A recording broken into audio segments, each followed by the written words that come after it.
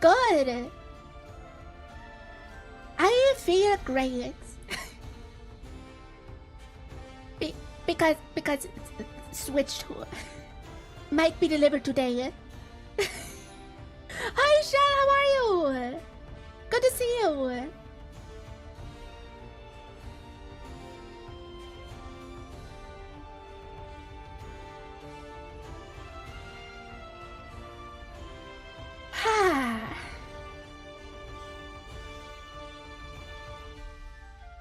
It is soon Switch 2 hours. So soon.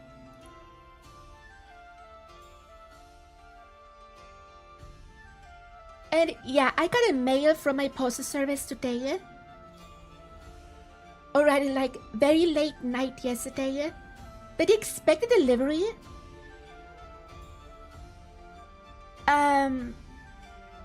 For the package of my Switch 2 is today. They sent me that email overnight. And I usually get packets between like 2 to 4 p.m. So if it happens today, it's in the next hour or so.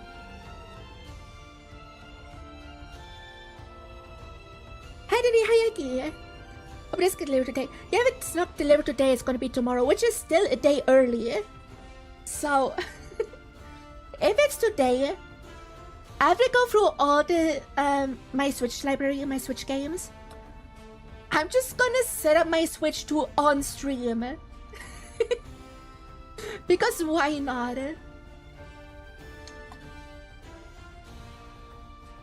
I hope Pokemon Nation City as if you make a Pokemon. It does, it does. I know which ones can make evolutions. Because I looked at leaks. But I will not talk about them and nobody in chat should either. But the information which Pokemon get make evolutions in today is out there. Since weeks actually. Yeah.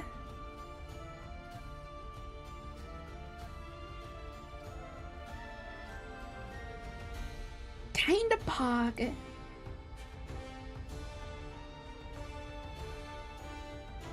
And why is Discord slow in sending stream notification? So annoying. Anyway. Bro, I'm so excited for the Switch 2. Like, actually so fucking excited. I'm no surprise. It's not like I talked about the Switch 2 like the entire 2 months. Anthony, don't talk about leaks. 𝗟cie𝗴ጽ my most hated Pokemon, yes, gets a Mega Evolution. Big disappointment!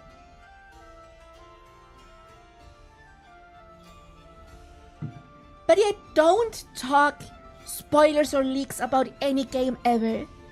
Just don't. Enjoy the leaks for yourself. That's a polite thing to do. Because most people don't want leaks. But yeah, 𝗟cie𝗴ጽ, my #1 most hated Pokemon gets a Mega Evolution. And I'm disgusted. The story why I hate 𝗟cie𝗴ጽ is simple. I used to play competitive Pokemon in Gen 6 times. And I was in a draft league. And my entire 6-team team got swept by a single 𝗟cie𝗴ጽ. And that's why I had a fucking Zapdos, I couldn't do shit. I had Mega Galade and Zapdos, I couldn't do shit against 𝗟cie𝗴ጽ. Like, goddamn. But yeah, it'd be like that.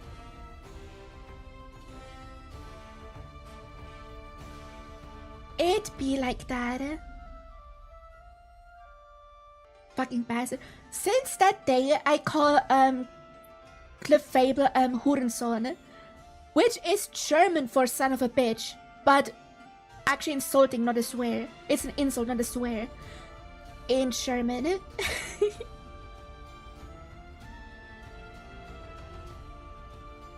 So yeah. It's just Hurenson. And now we have Mega Hurenson.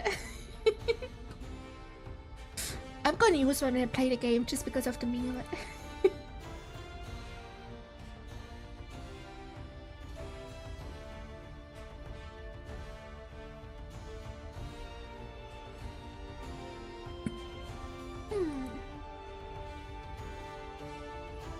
Okay, why doesn't Discord post the stream?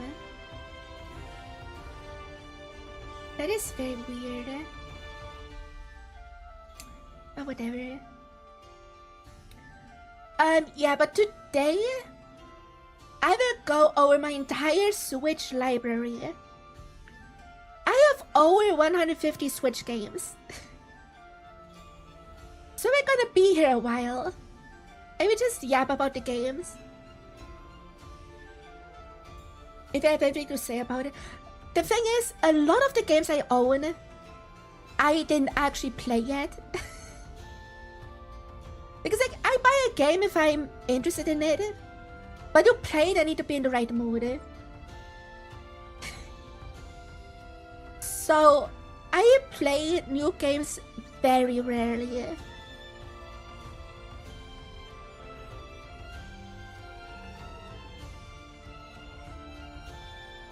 So yeah, if someone is bored, keep track of how many games I mentioned I haven't played during today's stream.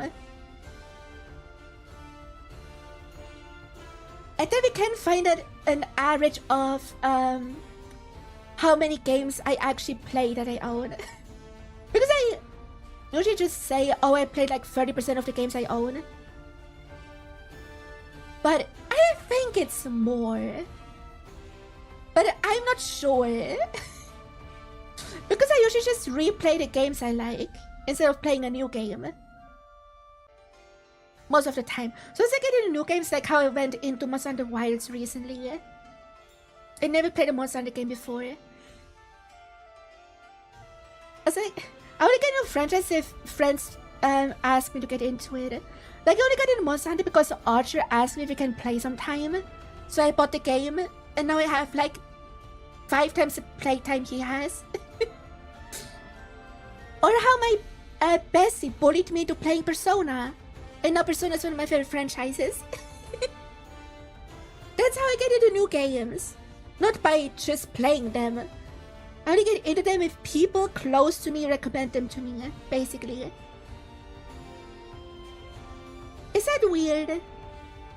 I just don't get into new games on my own. Or like, my bestie tries to get me to play the Tales of series. He bought me like 3 different Tales of games. And I still didn't play a single one of them. Or I own every single Kingdom Hearts game. Kelly sometimes he carries in chat. Wants me to play Kingdom Hearts. I still didn't touch the games a single time. I think once I touched them. But never played through a single Kingdom Hearts game. It'd be like that. I mean, the last franchise I got into on my own was Xenoblade. Because I brought Xenoblade 2 with me when I went to Japan in 2018. And it was the only game I had with me. And now Xenoblade is my favorite game series of all time. I only get into quality, okay? But yeah. Lots of games to yap about.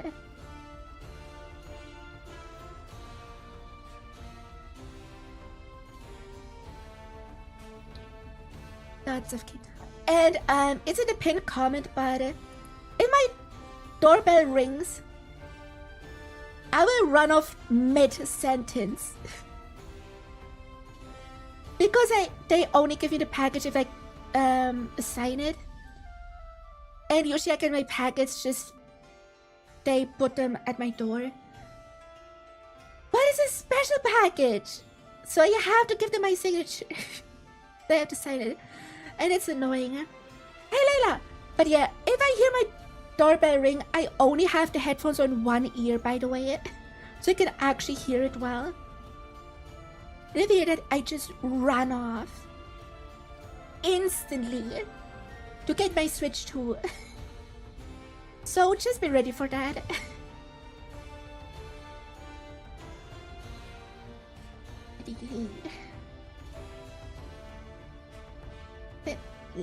Let's just get into the games, I guess. Also, I'm gonna put on Smash Ultimate playlist in the background, so we have varied Nintendo music, which is fitting since I got all my Nintendo Switch games. So I just hope it doesn't put on Lost in Thoughts so long because it gets me copyright strike for some reason. But it's only Lost in Thoughts for some reason when it comes to Fire Emblem songs. It is so weird. But yeah, let me just put on music.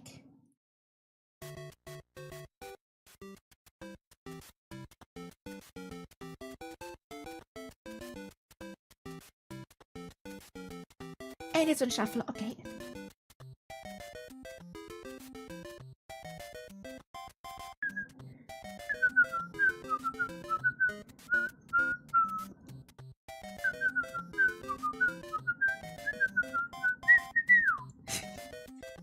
But yeah, we don't go over the games here. I just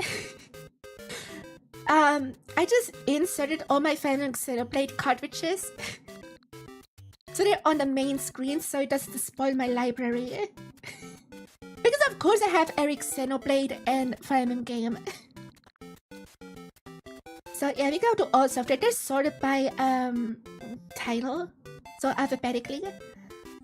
I will just go through each single one of them. And yeah, just give you an overview over all the games really quick.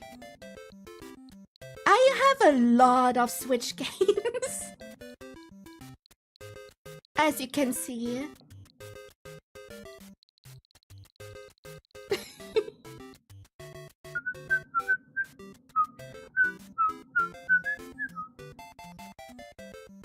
Okay, I went to Switch. Who gives a shit? I just bought it because there was nothing else at launch.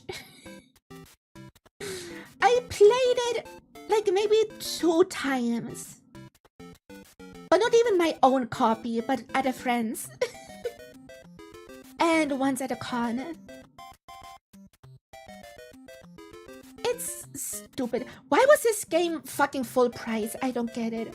It's like at the max, like $30 game. At absolute max. Yeah. I have it, I guess. Now you can probably see why I'm gonna get Welcome Tour.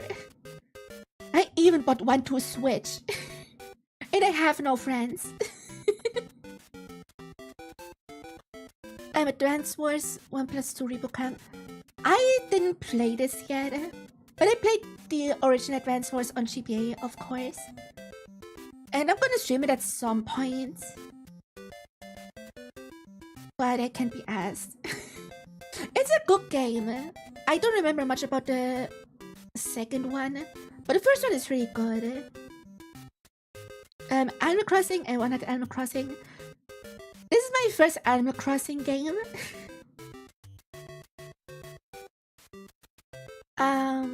I played it a lot. I'm very proud of my island, actually. There can be some time I just show off my island because I'm really proud of it. I planned it out so fucking hard. It showed my autism. But yeah, like man. And I have all villages that I like. I even bought custom amiibo chips or whatever to get all the villages that I wanted. Yeah, another code. Not familiar with this series, I just bought the game because the MC looks pretty. The only reason I bought this game is because MC looks pretty. I'm a simple creature. I don't even know what type of game it is. I just have it. Looks like an interesting puzzle game. No clue. I just know that it was on the DS, and DS has always great puzzle games. All the puzzle games peaked on the DS. ARMS. Same story as Nintendo Switch, I just bought it and never played it. I think I played it 2 times again. Once at cons and once at a friend's house. And that's it. It is such a nothing game, honestly.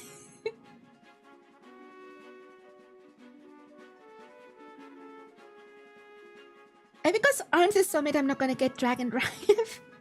Because it's also just a mid game with motion controls.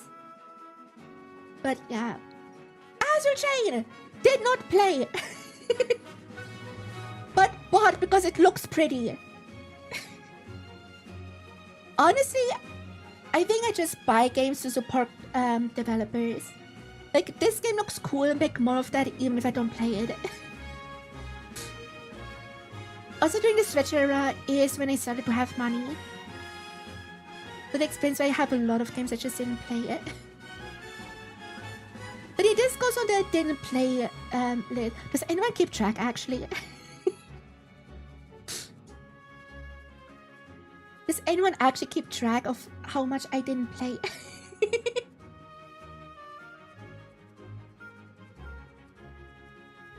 Because it would be so fun, yeah? I don't know, I keep track of it. Wait, actually I can just keep track of it myself. Hold on.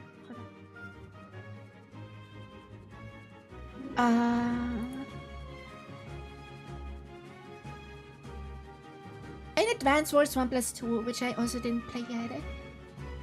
So we're 50-50 for now. Awesome.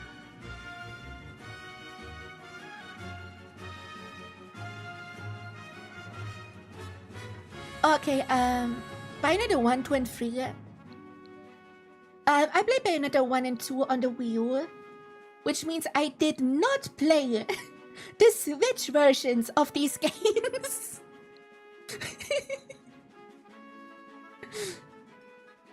But I played Bayonetta 3. I love Bayonetta 3. 3 is so good. It's kind of messy with the story, but I like it a lot. I just love Bayonetta. Such an awesome character. Cerise and Lost Demon I didn't play yet. It looks cute though, I love the art style. Hi Sophie, how are you? But yeah, this game looks so good. I just didn't find the time to play it. Not the time, the motivation. And Bravely Default 2 I did play. I didn't play the first one or second. I do have first and second on 3DS though. But yeah, Bravely Default 2 is a really good game. And it makes me so excited to have Bravely Default 1 on the Switch 2. I have it pre-ordered on a GameKey card. And yes, I will stream Bravely Default and then probably 2 afterwards sometime.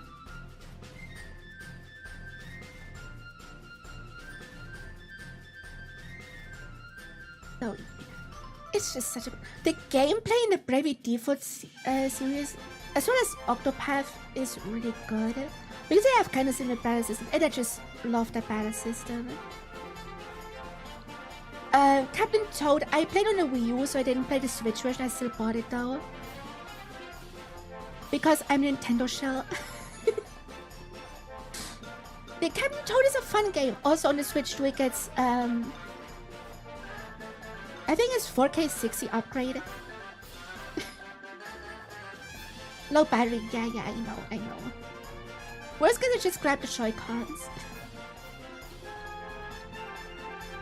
Cassette Beasts. Such a banger game. Such a good game. Honestly, top 5 best monster catchers ever. If you like Pokemon or Digimon, play Cassette Beasts instantly. It is so good, so pretty, so interesting, and so creative. Honestly, 10 out of 10 game. It's so fucking good. Like, probably the best indie game I ever played. Like, high key. It is so good. Can recommend it. Chrono Cross I didn't play. I don't even know what kind of game it is. I know it is an RPG. Anyway, is this a sequel to Chrono Trigger? I'm not sure. I know, I just bought it because I hear it mentioned a lot. So, you know, why not? This is a sequel. Oh, okay. Yeah, I didn't even play Chrono Trigger yet, so... Hey, Daniel, how are you?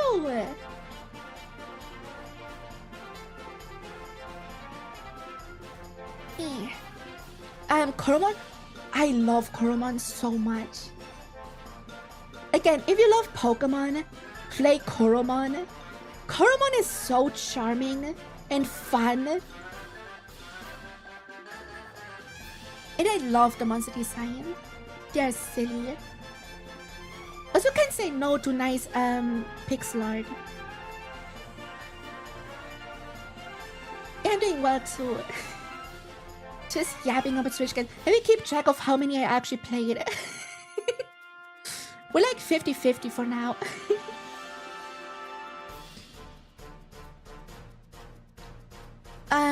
Insane Trilogy. I played a little bit on PS4, but didn't play the Switch version, so that can go on the list. Hi, Spectre, how are you? But it crashed. Was never really my thing because I didn't grow up with PlayStation. But yeah, it exists. I bought it anyway just because it's a big part of video game history. And, you know, I'm a big fan of game conservation. And I just like to own games for a collection. CTR, I haven't touched a single time.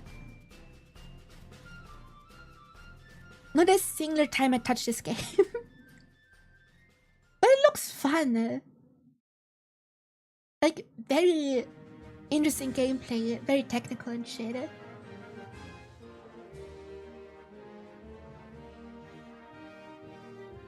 Yeah, I heard it's really good too.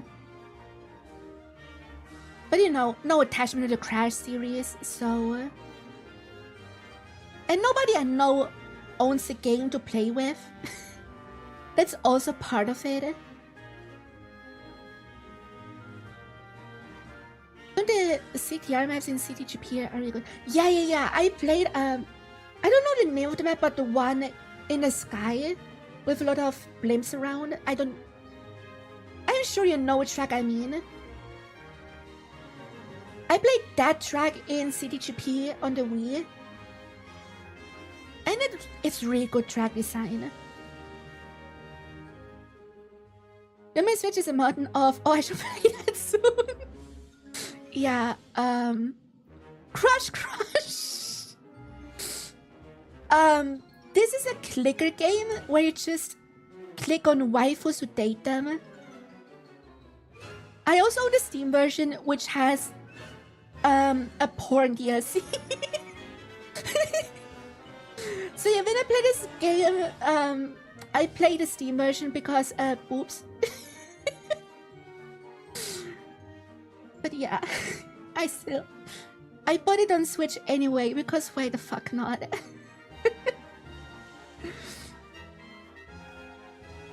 It's just Gunnar shovelware. I have good taste, I know.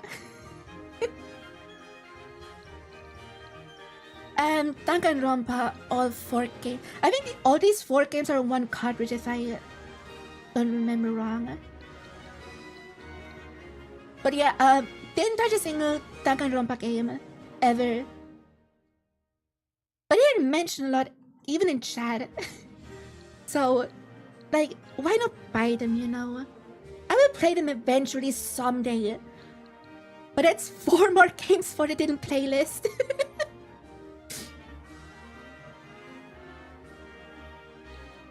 I don't even know what the games are about. But yeah, Dark Deity, oh. Those have been around for a while. No... What kind of relationship I have to Dark Deity? full memories, yeah. For all you new people, let's talk about my Dark Deity playthrough.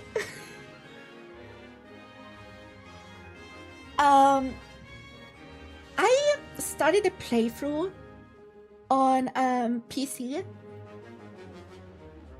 but the game is so poorly made. Not only did the game crash multiple times, but it also crashed OBS many times, made my stream lag, and all that shit. So it's like, okay, let me buy it on the Switch so I can actually stream it. But the Switch port is so poorly made that it has squished pixels. And that's just gross to look at.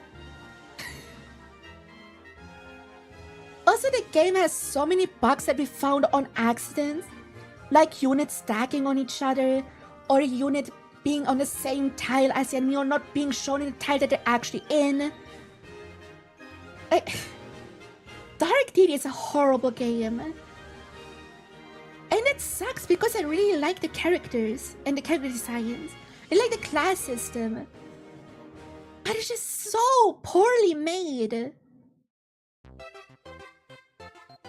I don't even want to touch the sequel.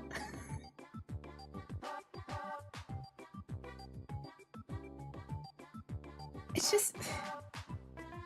horrible game, cannot recommend it. Play a Fire Emblem ROM hack instead. Go play Vision Quest. Deltarune! Did not play yet. Truntress, I see that. Yeah, I didn't touch it yet. And I didn't touch Deltarune yet because...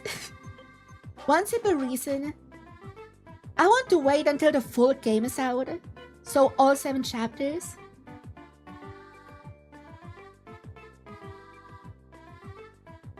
We're gonna play Deltarune in like 5 years or so. Deltarune is getting chapter 3 and 4 tomorrow. But yeah, I only touch Deltarune when the game is actually finished.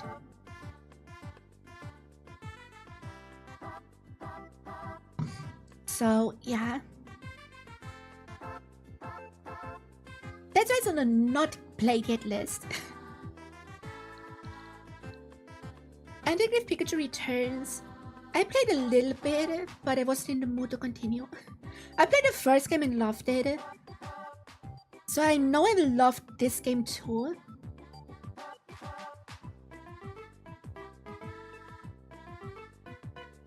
CREDITS is my favorite, but I will say it's an interesting game. But yeah, every game has issues. Red Pikachu Return is kind of mid.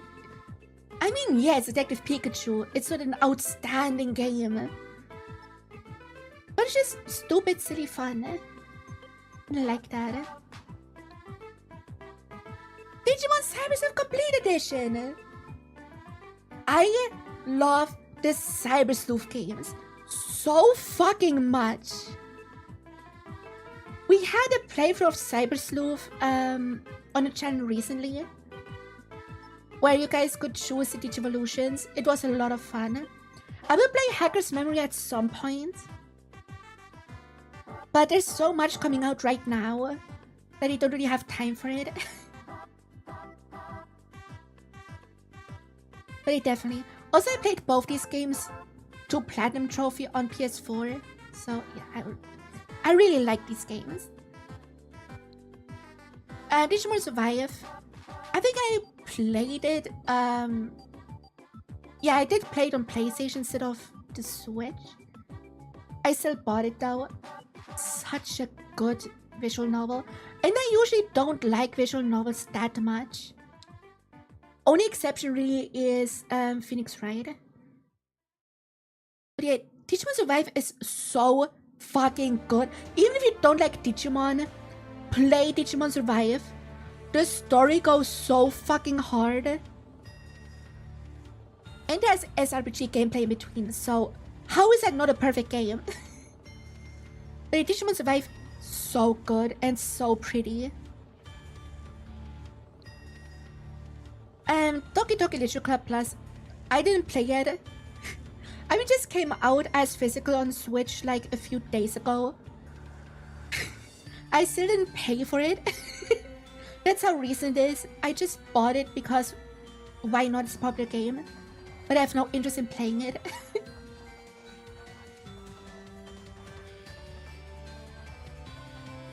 So yeah, Doki Doki Literature Club was also a game. Basically, nothing wrong happens to cute girls. Yeah, I know. I know what the game is about. I just don't care, honestly. I just bought it for collection's sake. Because, as you can tell, most of the games I buy are just for collection's sake. Gotta fill my shelf somehow. And DKC Returns HD, didn't play it. I played it on the Wii and the 3DS. And I just couldn't be asked to play it on Switch too. But I bought it because the game is fucking good. I think I played for the first world actually, and then didn't touch it again. Because my up-to-date favorite Donkey Kong game is Tropical Freeze. And going back to Returns after Tropical Freeze is kinda difficult. Because you can tell they're a generation apart. You can absolutely tell. And yet Tropical Freeze is my favorite Donkey Kong game, and honestly, top 3 best platformers I ever played. It's so good.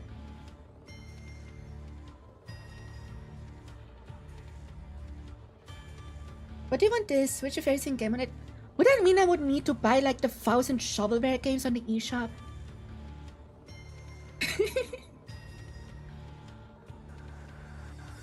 But yeah, Tropical Freeze is so good. I did play it on the Switch, even though I already played it many times on the Wii U. But yeah, those people think I'm paying $60 for a glorified rehash. Gremlings, fire up the user later. Sure. But yeah, I'm excited for Bonanza so much. I hope it's actually good. The thing is, I'm not really the biggest fan of 3D platformers. I'm more of a 2D platformer person. So, yeah. But I'm sure it's gonna be fine. So much I shovelware on the eShop. Yeah, I went on the eShop a few days ago just to check how bad it actually is. After it loaded for like 2 minutes, nothing but shovelware. And then I saw a game that had like decent artwork or whatever. Then I looked closer. Yeah, it's fucking AI. Nintendo really needs to do a quality check for the eShop. Like, actually. Because how much shovelware there is fucking gross. Also, perk of being a physical game collector, you don't go on the fucking eShop and see that shit. Because all the shovelware is digital now. So when you go physical, you barely have any shovelware. It's really nice. It's really interesting that Nintendo has always presented themselves as a company of quality. But I guess it only applies to first-party titles, he said. I mean, the Nintendo seal of quality is kind of gone, right? That's not a thing anymore. So, yeah. Brain Training! Did not play it, but bought it anyway because I have it on DS and thought it was really fun. But I couldn't be asked to play it on Switch. When did the Nintendo seal of quality stop being a thing? That was like a decade ago, right? What is Nintendo seal? Just like the overall quality of what they publish. Yeah, fair. That is fair. Dragon Quest 3 HD 2D remake. Did not play it. I still didn't play a single Dragon Quest game. But I want to play the OG 3 when 1 and 2 HD 2D remake come out, which I have pre-ordered. I want to give Dragon Quest an actual shot.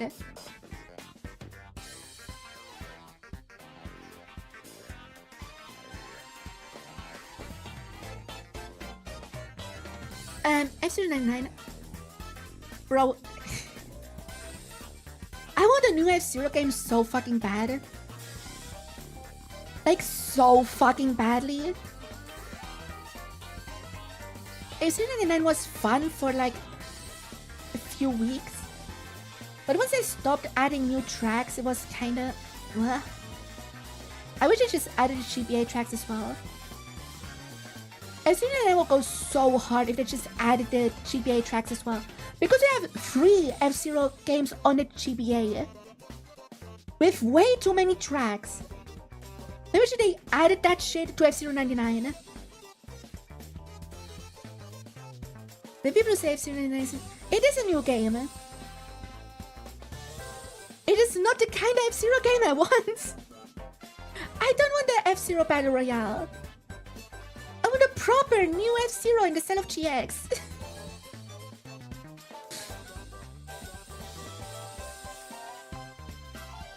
But yeah, it's really just SNES F-Zero with more players. Like, I did enjoy it for a while, but it got boring really quick. Because it's just SNES F-Zero.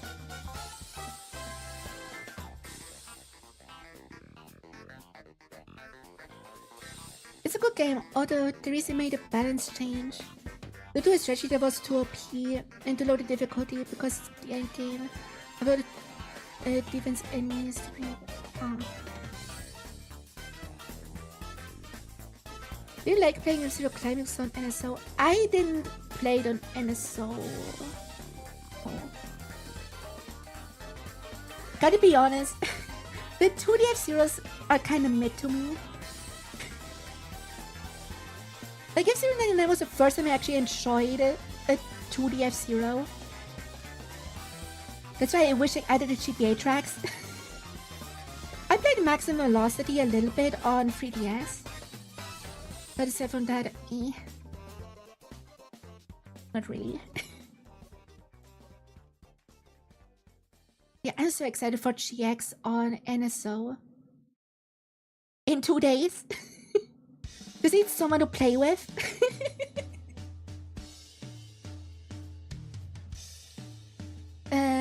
Fast Air Max.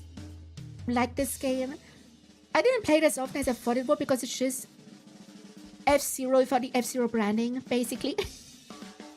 But it's still a good time. You raise me? Oh, hell yeah. It's odd. But in the Fast series, I'm excited for Fast Fusion. Just to itch that F-Zero itch.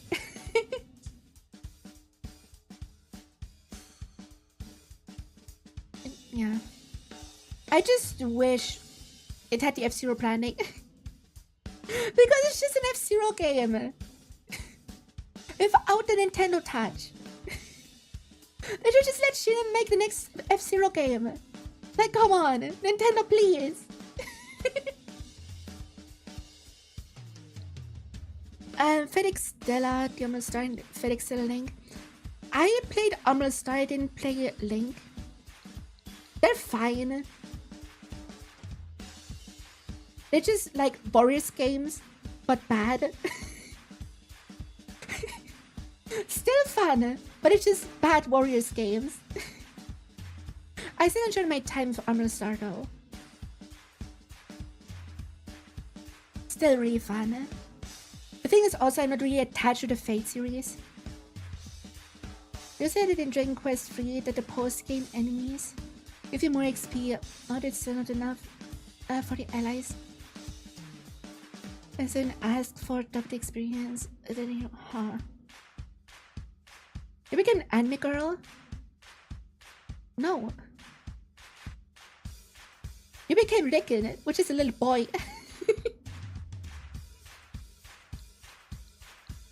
Final Fantasy 10 and 10-2. I did not play it and I have no interest in playing it. I wanted to play it. I played a little bit of 10.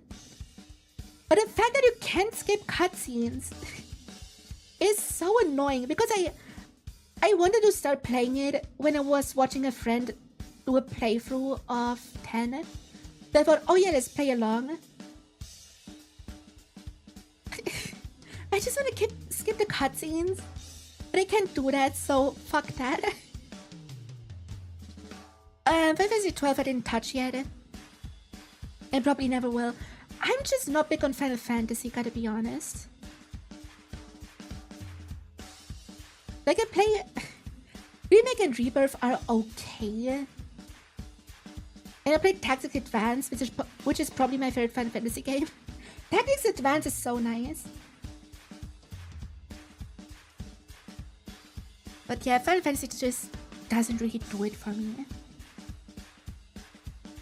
Sorry to all you Final Fantasy fans. And we're here. At Fire Emblem. Engage, I love Engage. Engage is top 5 favorite Fire Emblem games.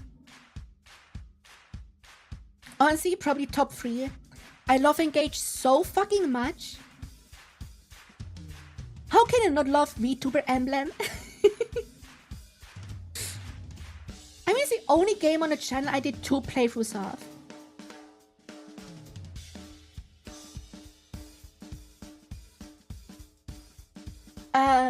I did the first... Actually, my Engage playthrough, my first Engage playthrough, was my debut stream as Lady Noriko. Because my Lady Noriko debut was with the launch of Engage. Because it was also my birthday.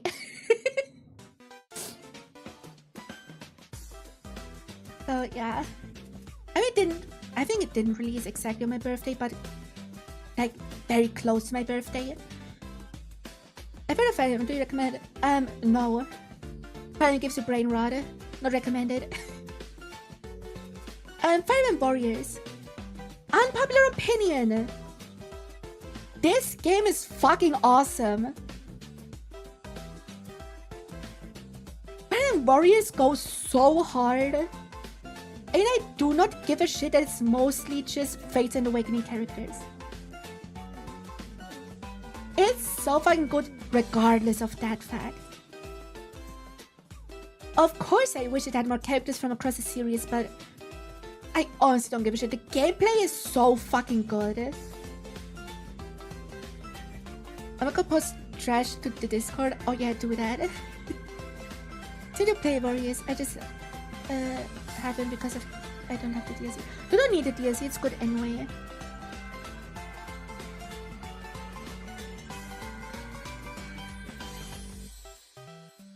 Yeah, it's so good. It's skippable? Of course it's skippable, but it's still a really good time. Like, I easily spent over 1,000 hours in this game.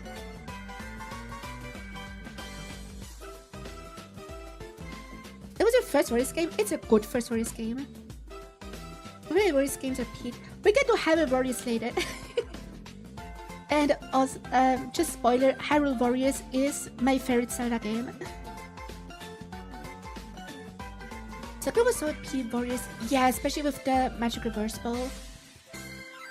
And just the Camilla/Minerva strat in Warriors is so fucking strong. Simple Warriors went, oh, hopefully someday.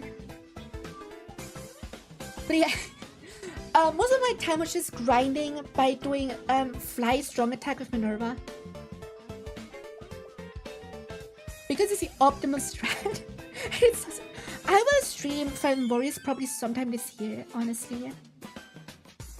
First, because I want to replay it again. And second, it probably runs better on the Switch too. Even without an extra update. You know, actually spawning enemies on maps where you have to kill like 3,000. That's gonna be nice, you know. Also, funny thing, I also own the new 3DS version of Fire Emblem Warriors. Fire Emblem Warriors 3 Hopes. Hot take, better than 3 Houses.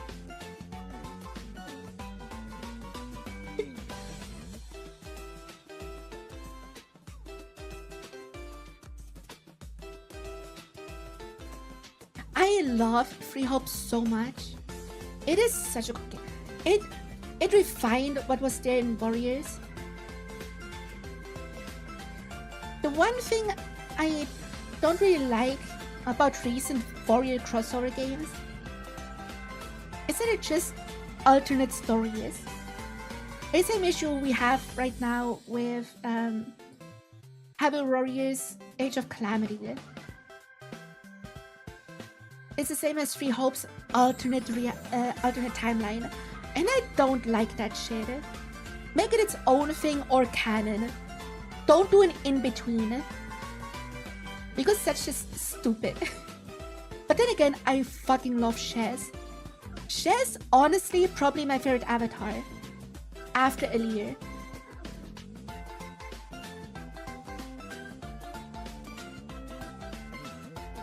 It's time to play Edgar Rod and don't do that. When people really love or hate the Warriors games, it's like the new Hyrule Warriors will be kind of good. Yeah. Like, Warriors games are one of my comfort series. Like, I also have the Berserk Warriors game on PS4, which is also so much fun. It's so relaxing to just do banger combos to kill like 200 enemies in one attack. That shit is just so satisfying and relaxing.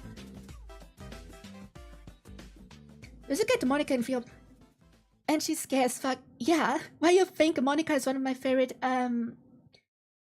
fucking fallen characters? I love Monica. Also, we get 𝗏𝗆s, and 𝗏𝗆s is just comedy gold. I love 𝗏𝗆s as well.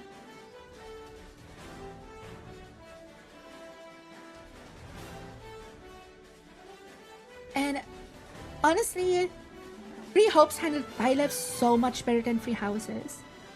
So much better.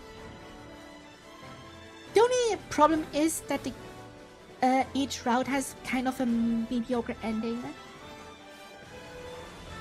It is because they were held back in development, in the writing process. They were crippled to make worse endings so they don't overshadow Free Houses, to my knowledge. And that is such a shame. Does you at least get to see why 𝗍𝗆 is called the Ashen Demon? Yeah.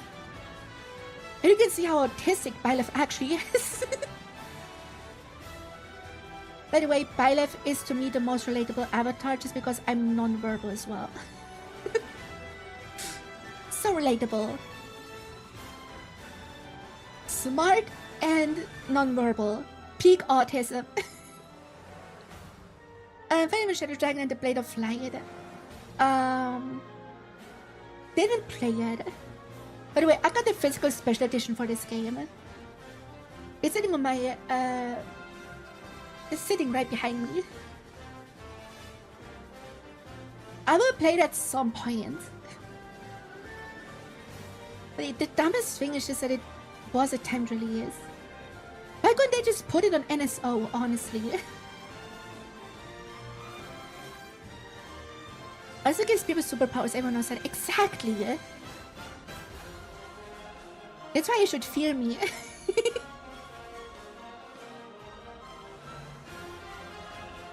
But yeah, gotta be honest, the NES Fire Emblems are absolute garbage. They are so bad. There's a time, yeah. Like, I kinda get it for like Mario 35.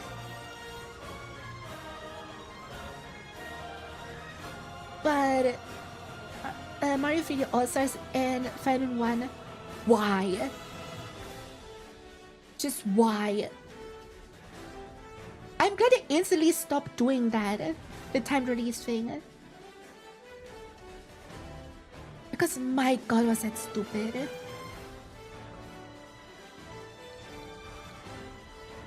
If I've ever played, best thing I've ever played. Like, I can kind of understand dropping Mario 35. I did play a little bit of that, by the way, but I deleted it and it's not on the list anymore, I think. Because it's an active online game, so I can kind of understand why they drop it after the anniversary is over. But why Fire Emblem and 3D All-Stars? It's so stupid. Okay, Free Houses.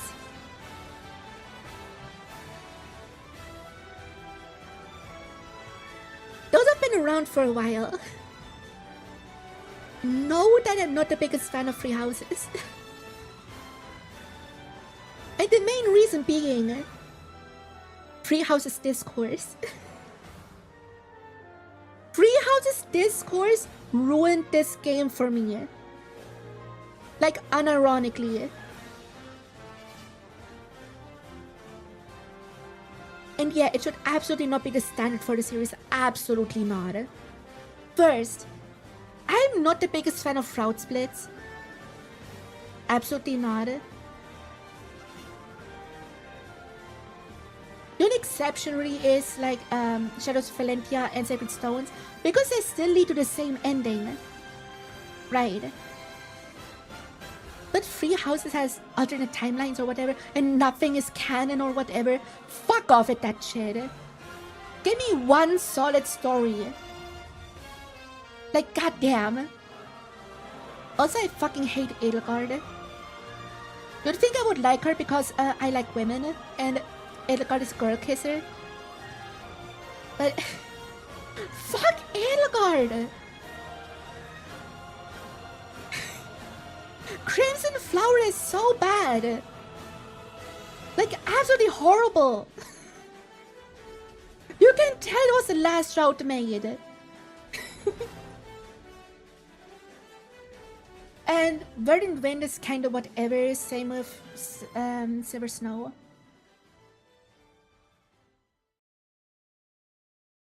Because better in Free Hopes, yes. Claude's entire story is a footnote. Verdant Wind is only worth playing because of Nemesis, not because of Claude.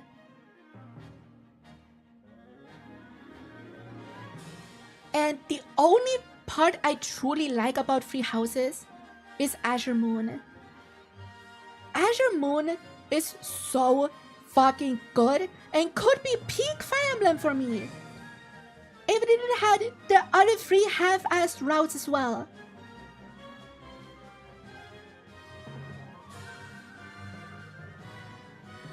That is my take on Free Houses. Overall, mediocre Fire Emblem game, but pretty good whatever game. I just think as a Fire Emblem game, it's pretty mid. It was the reason made me discover your channel.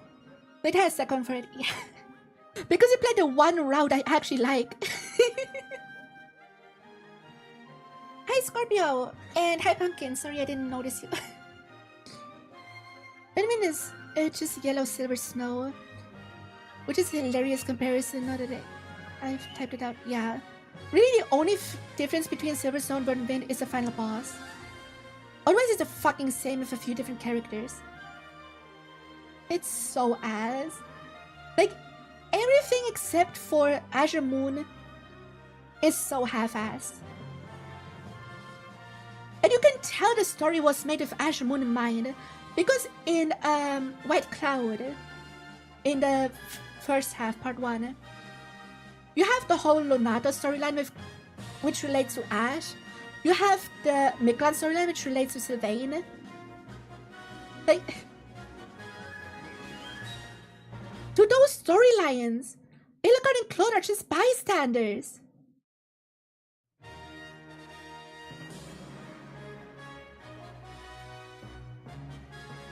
It was definitely rushed, yeah.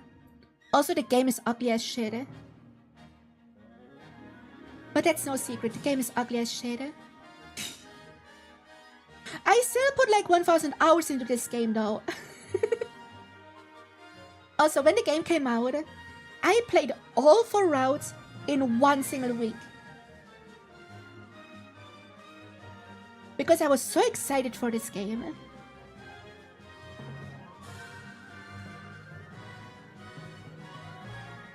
Is the Shadow the Hedgehog problem of dropping plotline based on the route you take? You're seeing the first preview of Free House and saying this game is gonna be shit. Like, I'm not mad that it's successful and that it actually made Fire Emblem more mainstream. But holy shit, is the discourse about this game fucking atrocious. This game is what, like 6 years old now? And people still argue if Dimitri was morally right. Like, goddamn, get over it. Move on to engage. Because engage is actually engaging. Pun intended. But yeah, I'm tired of free houses. Yes, at some point I will stream every single route, no worries. You can have my unfiltered opinion on every single route. But we just finished Azure Moon like last year, so whatever. Things is the debate on engage other than its quality. The thing to debate about engage is why the fuck is there no New Game Plus? I still want Fire Emblem Warriors set in the Engage universe, but in the Xenologue universe. That would go so fucking hard. Like, basically tell a story that leads to the Xenologue in that alternate universe. That would go so fucking hard. If there's a side of New Game Plus, yeah, New Game Plus would make so much sense for Engage because of all the ways to farm upgrade materials and skills from the emblems. It would just make sense. But they botched that part. That's my only critique of Engage, by the way. Otherwise, it's a perfect game for me. Is it really funny that most of the FE fans only played Heroes in the Switch game? I mean, most people got into Fire Emblem through free houses and Heroes. That makes sense. Not everyone can play Fire Emblem since FE4 like me.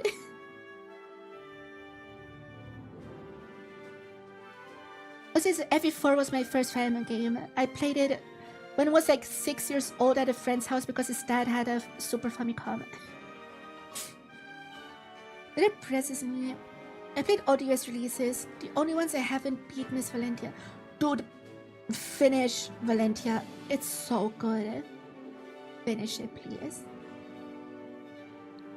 Okay, we move on to the next game. Fitness boxing, fishing Hatsune Miku. I bought this game live on stream because someone told me it exists.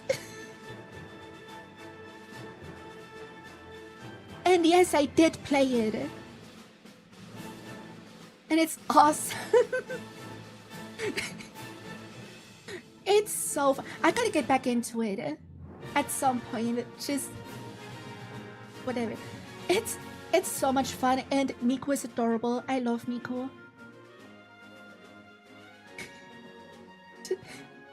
I just think it's funny that I bought this game because someone in chat mentioned it, and I bought it instantly on stream at that moment. Hi UF, how are you? I like the ARM game because Act 3 just gets boring. That's fair, that's valid. The map design in Valentia is so ass. Do I get it?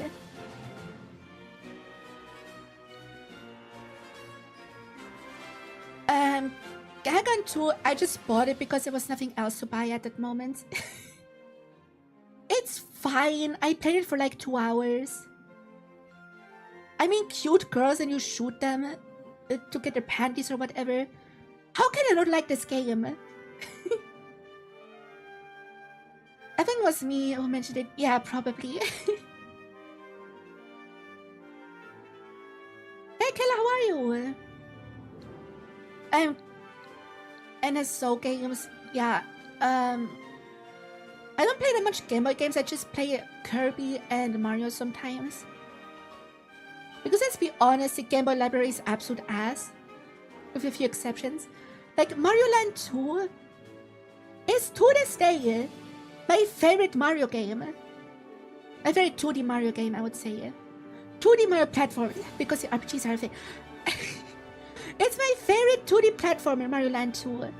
It's so good and still holds up. I should just play it when I'm bored because I can get through it in like 1 hour. It's just such a fun game. And GBA, I don't play that much on my own.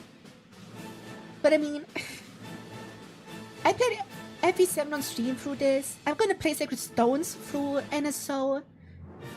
I'm gonna play Mario and Luigi through NSO, Mystery Dungeon probably too, and I hope they add Pokemon at some point. Maybe the Pokemon Presents next month, maybe. Please, give us Pokemon finally, and let us trade with each other. That would be so awesome. Imagine being able to complete a Pokédex in an emulated version of the game. Hello? That would go so hard. But yeah, just... Video collections are always fine. Game Boy kinda ass, GBA kinda good. Then we have Hot Wheels Unleashed too. I did not play this. I don't even know why I bought it. I just have it. I don't know why this exists. Which Pokemon games were on there? So Pokemon Stadium didn't feel so purple. Yeah. But the thing is, some modders put Pokemon ROMs on NSO, on the software, and they were able to trade and fight. But that's a thing that's possible. Nintendo just needs to actually do it. Let's went to Retro Smashes on the East memberships. Does the N64 one have Smash 64? Or am I wrong? It should have it though.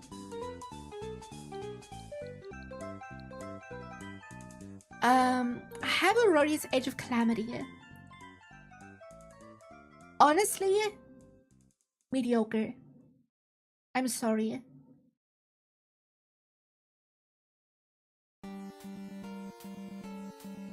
As a seasoned Warriors fan, Age of Calamity kinda mid.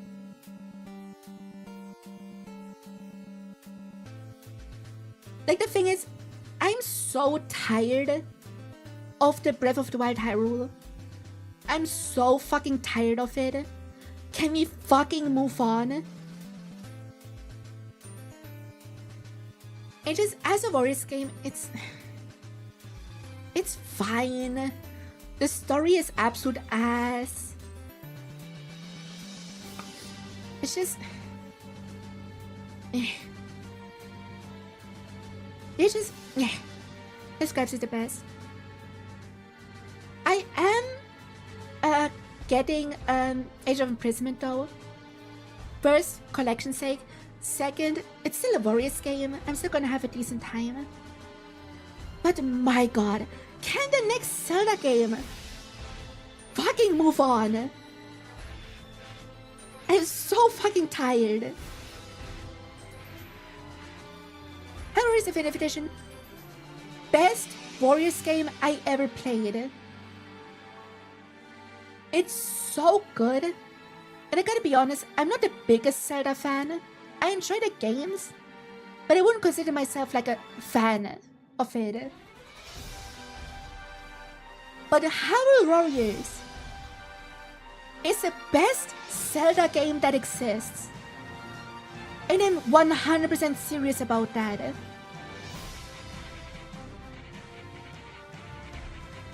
It is so fucking good. So much fun. The gameplay is the best in the Warriors series. It's a celebration of the entire series. Every single Zelda game is represented in Hyrule Warriors. Every single one. Every character, every weapon feels so good to control. And it's honestly one of the prettiest games Nintendo ever put out. And it's not even Nintendo. It's fucking Koei Tecmo. But you know what I mean. And I know it's a Wii U game. But it's so good. So beautiful. And it's also 100% it on the Wii U, on the 3DS, and 100% the Switch version like 3 times or so. I come back to this game every other time. Honestly, top 10 favorite games of all time. If you like hack and slash, or, not and, or, if you like Zelda, play the original Hyrule Warriors. You will not be disappointed. Also, the designs for like Zelda and Ganondorf are my favorites in Hyrule Warriors. Also, it has Linkle. Linkle is peak. Next, Just Dance 17, 18, 19. I used to be really into Just Dance, but this series has gone so downhill since Just Dance 4.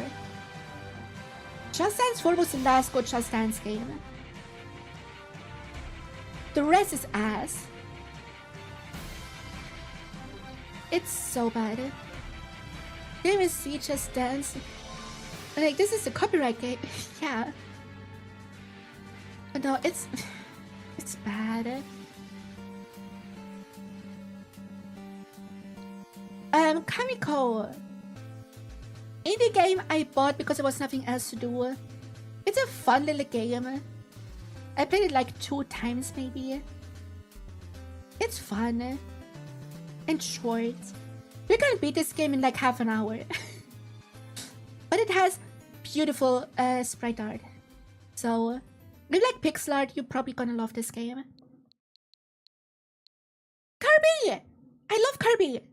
Kirby, top 10 favorite franchises of all time. I fucking adore Kirby so fucking much. It's so good. I love the Kirby series.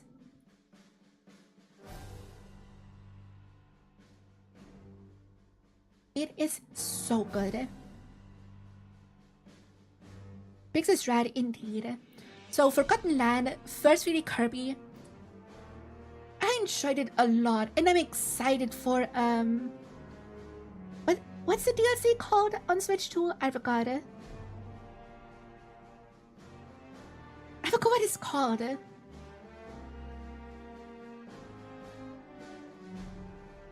I forgot. Anyway, I'm excited.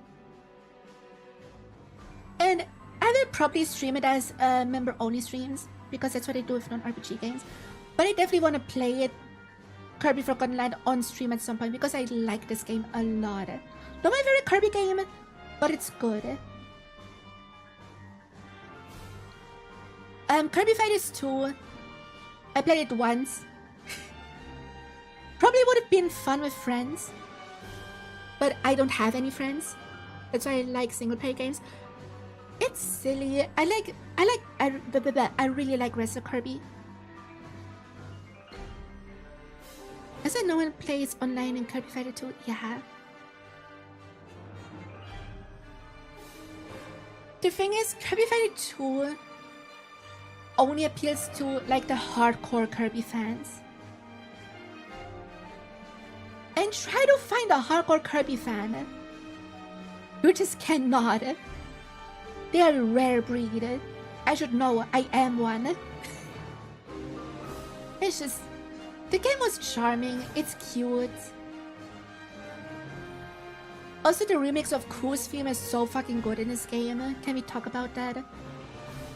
The remix of 𝗟ci's theme in Kirby Fighters 2 is an absolute fucking banger. Red breed, rarely bred. Indeed. To see that Kirby was played, yeah. Star Allies.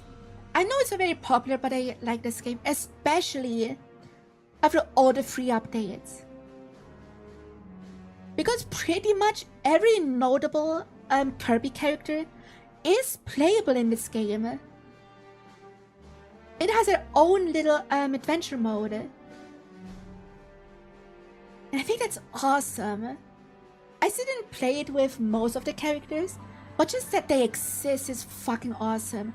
Star Allies feels like a celebration of the Kirby series. It's so nice.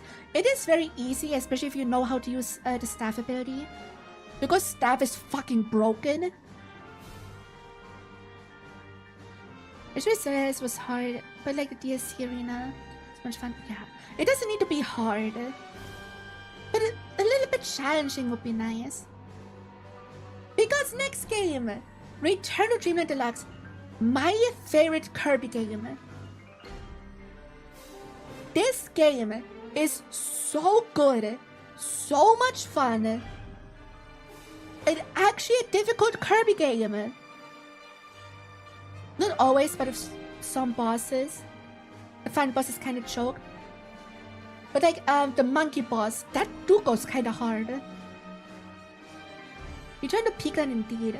But this game is so good, and they did so good with the remake. The new abilities in the remake are so good.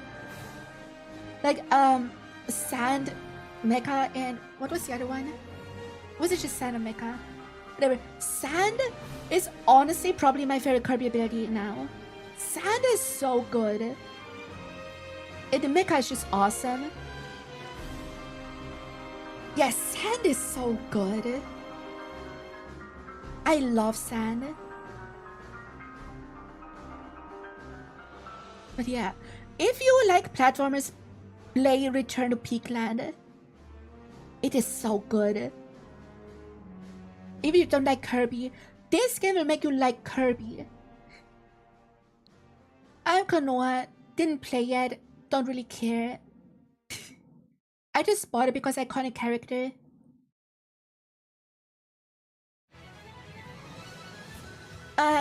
Long Racer. I played a little bit for like 1 hour. It's kinda ugly, it looks like a fucking Flash game. Or a generic mobile gacha game.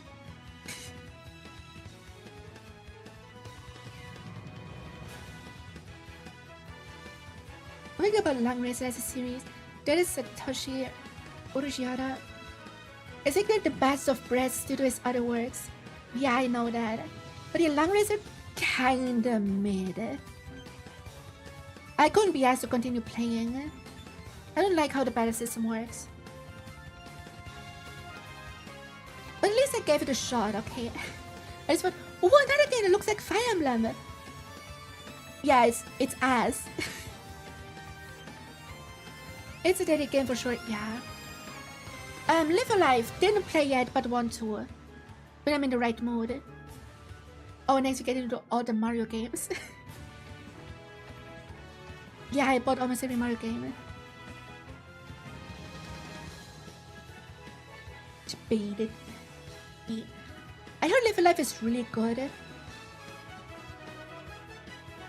So I want to play it at some point.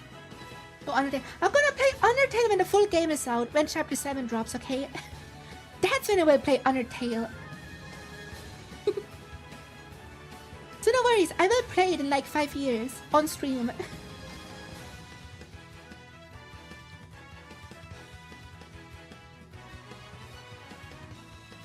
Oh, Undertale. No, I have Undertale. I also didn't play it. But we get to that. And you just mentioned 3 and 2, I didn't play yet. I played 2 a little bit on the 3DS, but eh. Didn't really like it. I also never played Luigi's Mansion 1, so I never actually played a Luigi's Mansion game.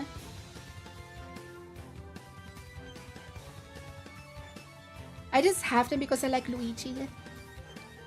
Maybe someday I will play them. Even Sans Theme is inspired from a track from Live Life. How interesting. But yeah, I will play Luigi's Mansion at some point eventually. Also, they should really port Luigi's Mansion 1. Please. Give us a Switch 2 port. That would be awesome. Because I don't want to play it on the 3DS. And I don't have the GameCube version.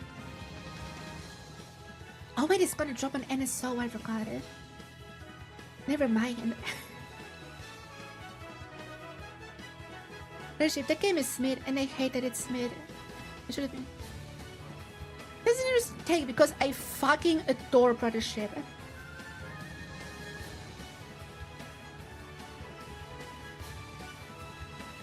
I haven't played many of the Mario and Luigi games. I played Superstar Saga and Brothership.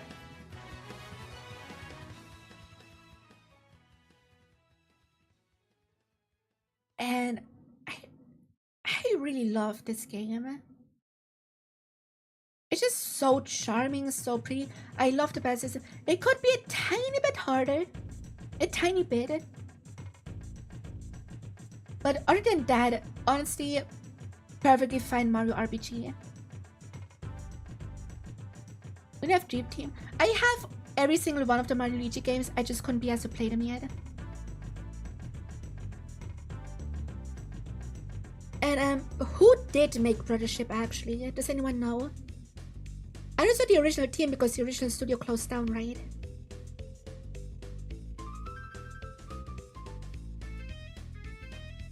There's just something missing. Maybe I just don't know what's missing because I only played Super Star Saga before.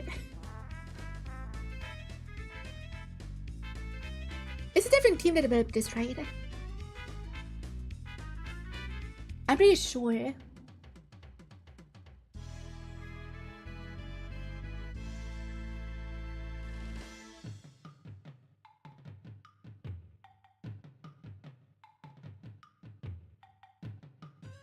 Different team with some of the others. Ah, okay. Because they nailed the vibes of the previous games. Like, I didn't play many of the previous games, but I know of the vibes. And they nailed the vibes. Because mostly the same team, yeah, that makes sense. And first 3D Mario Luigi game, they nailed it. They did nail it. Why is Sonic in the Olympic Games? Hot take! Or probably not, because nobody gives a shit about the series. But Mario and Sonic at the Olympic Games peaked with Mario and Sonic at the Winter Olympic Games on the DS, the first Winter Olympics. That's when the series peaked. Because that game has an actual story mode that is actually good.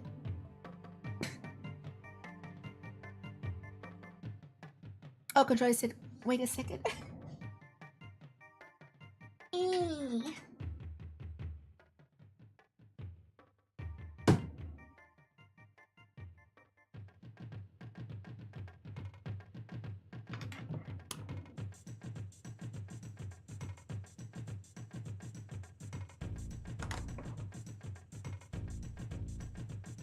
I Olympic Games haven't played it. How can you hate it when you didn't play it yet? Oh, you have it. I misread, sorry. The server book cream in it as an Easter egg, it's great. Yeah. Like, I know it's just minigame collections, but the winter games on the DS just hit different.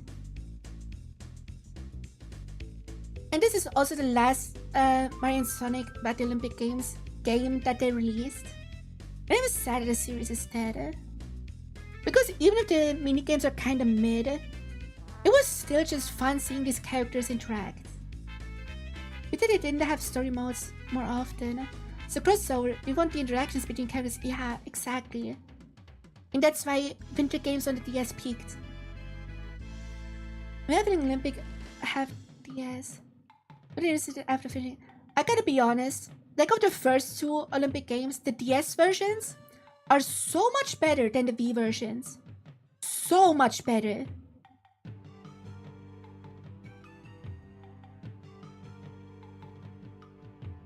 Mario plus Rabbids Kingdom Battle was a fun game. I enjoyed it enough. I still don't give a shit about the rabbits. But I did enjoy Rabbid Peach. Rabbid Peach is the best thing to come out of this game. Sparks of Hope, I didn't play yet. But I know the DLC has Rayman. I don't want to play it just for Rayman. Because I fucking love Rayman. Rayman is fucking awesome.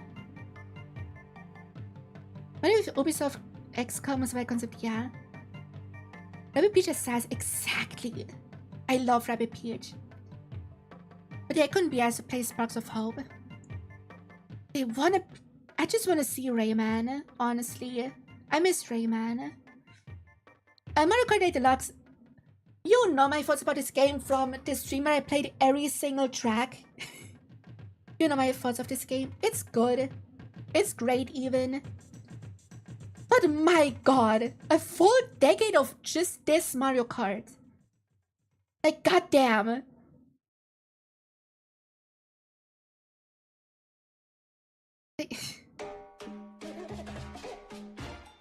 Bro.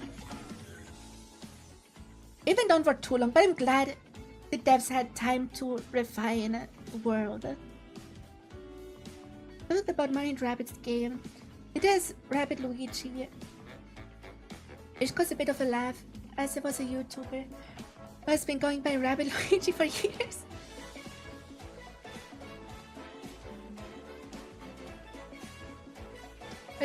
Yeah.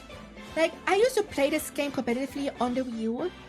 I even was finalist in nationals. Got third place, have a trophy. And when it came out on Switch, it was okay. I played it for like the first year actively. And then I just didn't care anymore. Because usually the lifespan of a Mario Kart is like 3 years, right? By the time I dropped 8 Deluxe, it was like Mario Kart 8 was already like 5-ish years old. Like... Win, thank you for the $5! And I only started playing it again because of the Booster Course Pass. I only played it like once or twice a year to play with friends. That's pretty much it.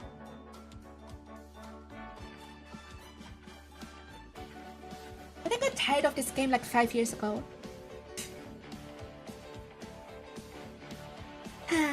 Mario Party Superstars.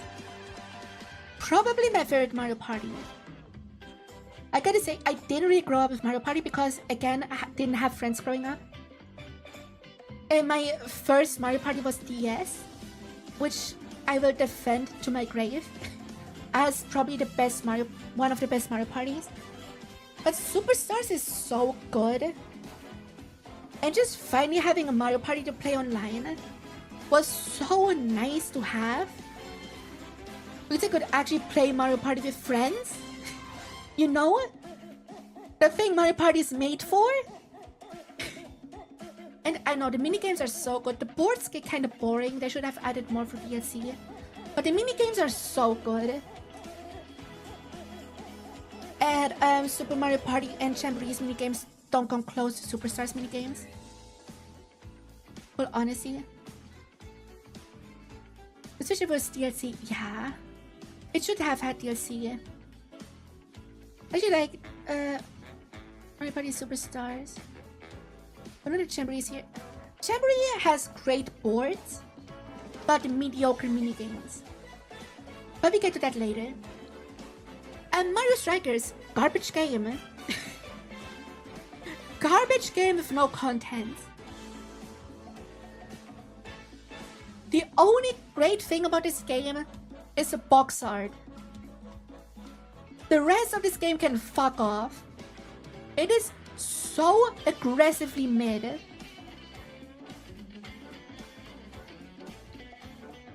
And honestly, same goes for Mario Tennis Aces.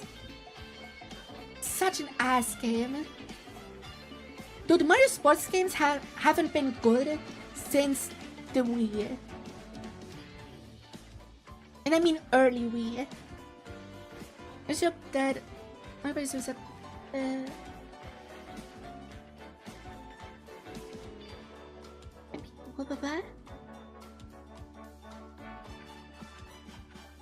The shames in Strikers by his fans. Yeah! Like, I enjoyed Strikers Charged. And I don't care for football. I don't care for sports, but I enjoyed that game well enough. I just love the vibes of the game. But I couldn't even truly replicate the vibes of the awesome game. So I will get an actually good Mario Strikers game on NSO. And pretty soon apparently, because it was in the demo build. Just a fans of the game, yeah. But yeah, Mario Tennis Aces. Probably the most boring Mario Tennis game. It is so mid. And Mario vs. Donkey Kong, good enough. It's just a one-to-one remake of the GBA game. And I like the GBA game. So yeah, good game. It's a fun little puzzle platformer and we need more puzzle platformers. Also, I just like games where Mario and Donkey Kong are rivals. That dynamic doesn't happen enough. Like, imagine in some Mario game, instead of Bowser, Donkey Kong is the villain. Wouldn't that be awesome? But no, Nintendo would never do that. They aren't creative enough for that. Marvel Ultimate Alliance 3, The Black Order. That was when I was still watching the MCU. I just wanted to play a Marvel game. It's fine. But, eh. I played it once and then never again. Mega Man 11, didn't play it. Just bought for collection. Same with Mega Man X Legacy Collection. Also, I forgot to use the download code for X Legacy Collection 2. So I don't have that, I just have an expired code. Which is awesome. Because it couldn't be as to put both games on the cartridge. Like, come on.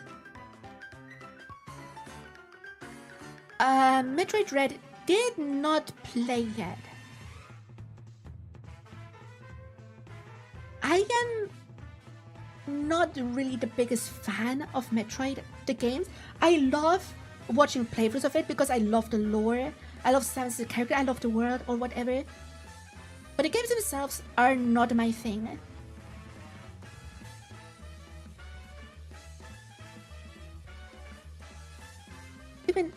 I recommend playing Mega Man 5 for the first Mega Man game. So this gets pretty tough. I played like Mega Man X 1 and 2 like before. And it was fine enough. PlayStation will say it's been Mega Man Legends. This makes me solid if you know the history of that series. Isn't the history just that it didn't get a sequel? Like there's Legends 1 and 2 but no 3. But the Metroid Dread looks fine enough. I hear that it's not really that good of a Metroid game. But it has probably the prettiest amiibos, so 10 out of 10. Cool amiibos.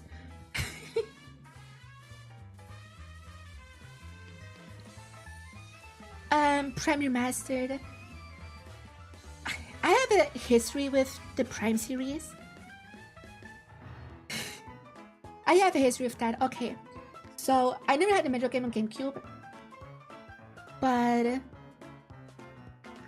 when I was a teenage, like 12, 13, I bought Prime Trilogy on the Wii. Instead of playing Prime 1, and like I was saying in the prologue, then my birth giver walks into the room, sees dead aliens and monsters and gross shit, and forces me to return the game. So the time when I wanted to get into Metroid, I was parent blocked. And yes, Metro Prime has a 12 rating where I live. So I was old enough to play it. I have Prime Trilogy now. I even have Prime 1 and 2 on the GameCube now. But yeah. And I didn't play in Prime Remastered. I think I played for the prologue and that's it. But I'm not sure. So yeah. I need to Prime the Trilogy at some point. I also just don't really care for first-person shooters. That's just not my genre at all. But yeah. Maybe at some point I will play Metro Prime. Miitopia! I played on a 3DS. Miitopia is so silly. I didn't play the Switch version. The only thing I did is play around with the character creator. And that's it. That's all I did with Miitopia. And I just... probably not, but I hope Tomodachi Life is gonna have the same level of character creator. Go so hard. Even my mother got me Turok on the N64, but she has no idea what age rating is. Well, my birth giver also doesn't know what age rating is, but she was one of those games cause violence people. So, yeah. Like, all I had growing up was Pokemon, Mario, and Kirby. Pretty much. That's pretty much all I had growing up.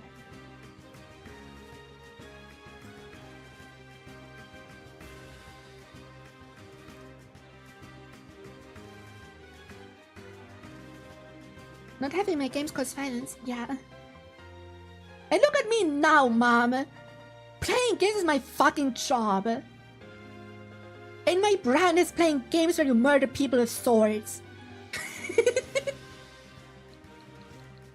Minecraft and Minecraft in the Switch edition. I bought this to play with a friend, but that was only once. So, whatever. By the way, I have a Minecraft skin. Because there was once a collab planned with someone. But it just never happened. So now I just sit on a Minecraft skin that I can never use.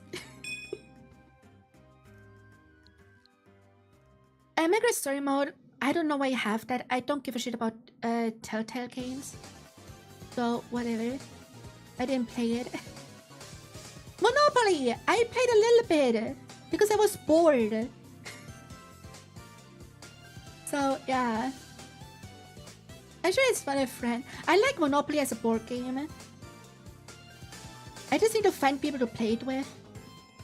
Which nobody does. Monster Hunter Generations Ultimate and Rise. I did both not play it. But it's only because I just got into Monster Hunter 2 months ago. And how hyperfixation goes for me is when I get a hyperfixation, in this case Wilds, I just buy every game in the series I can. So I bought Generations Ultimate, I bought Rise on both Switch and PS5. And I bought World as well. I know I played them at some point. I really want to stream Generations Ultimate actually. I really want to stream Generations Ultimate. Because I want to learn about classic Monster Hunter. Because like, not that actively anymore, but I play a lot of Wilds. I have like 300 hours in that. I played like 10 hours of World. And that's fine. I played a little bit of Rise on PS5. For like 1 or 2 hours. But I really want to know what classic Monster Hunter looks like. So I want to play Generations Ultimate. And yeah, Rise will get played at some point as well. My Hero Wants Justice. Mediocre fighting game. I don't care for fighting games. I didn't know this was a fighting game when I bought it. But of course it's a fighting game, it's a fucking shonen anime game. Of course it's a 3D fighting game. Ugh. Honestly, shonen fighting... not shonen fighting, just shonen video games need more variety in genre. Because they're all fucking fighting games! And it's so boring! I fucking hate them! Like, give me an RPG!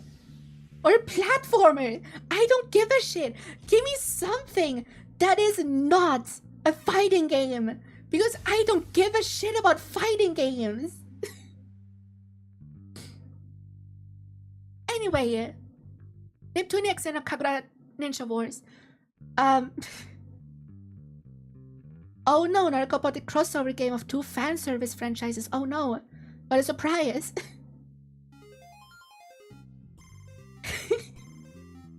I love Hyperdimension Neptunia and I love Senna Kagura, so of course I bought the crossover. I didn't play it yet. But I mean, it's 2 big titty waifu franchises. How can I not buy, you know? How can I not buy that? I love big titty anime waifus.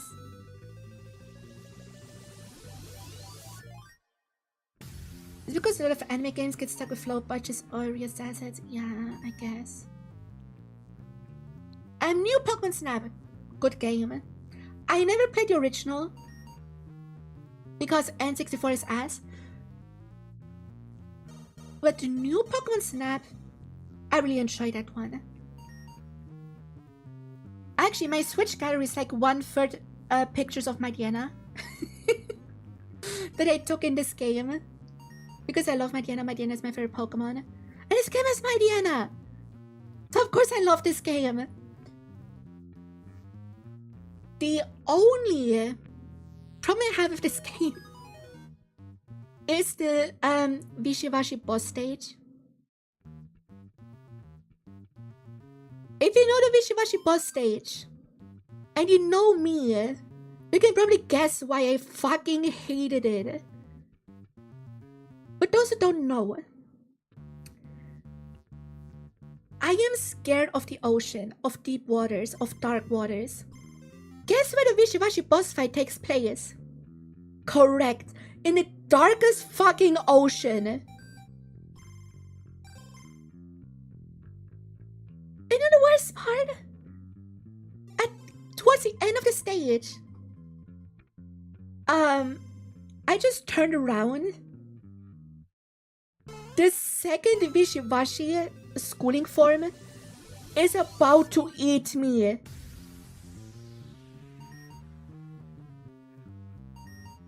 And honestly, I was just about to close the game instantly. Like, Blessophobia, yes, Dad. Also, what the fuck is this music? Hold on.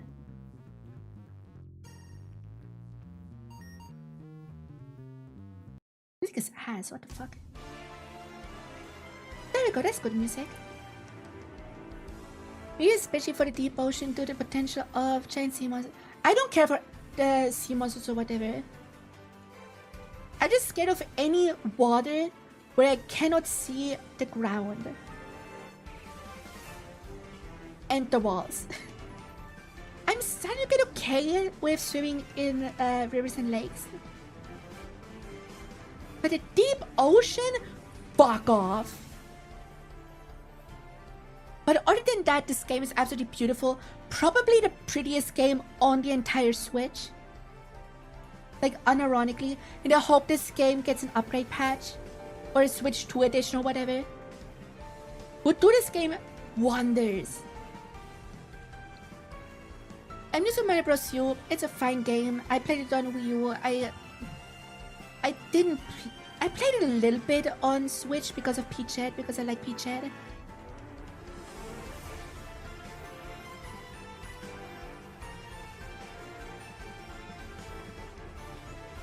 Hi Necro, how are you? But yeah, a New Soup is okay. It's an okay series. It's just extremely safe and uncreative. The best New Soup game is the first one on DS. No contest. Where's an easy fun? There's an easy guaranteed fun.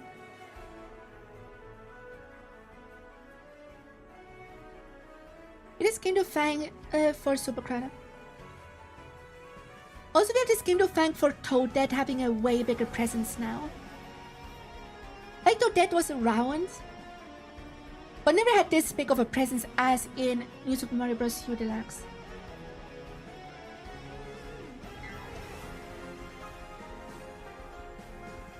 The 2D Mario Bros. Series is very nice, but my god, yeah, we get to wonder later.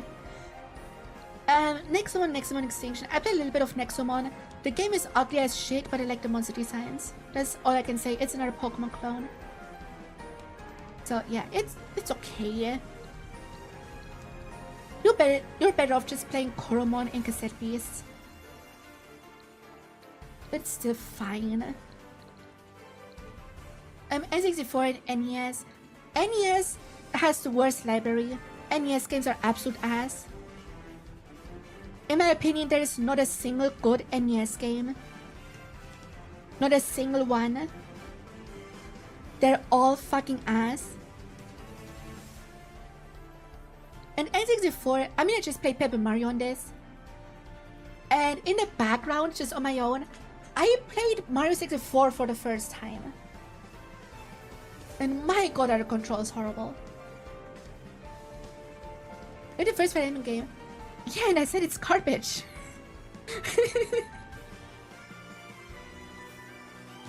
I said the NES fighting games are absolute garbage. But the N64 is fine. The thing is, I didn't have an N64 growing up. I had a friend with an N64. I mostly just played Pokemon Stadium. And I didn't play Pokemon Stadium rental battles with someone. Was it would be silly? Those must get no Ocarina of Time or N64 games. Yeah, they're only good on 3DS. The N64 versions are ass. And Nightshade, the Claw of Edge to NES Online. Zero Fire, Dragon Quest 5. Yeah, that's my biggest issue with the NSO retro collections. They just kind of don't add RPGs. They just kind of forget about them. And it's so lame. Starbucks 64. So Starbucks 64 is not better than 3DS. Yes, it is. Shut up. Most N64 games are ass. Also, this is probably the hottest take, but Super Mario 64 DS is better than on the N64.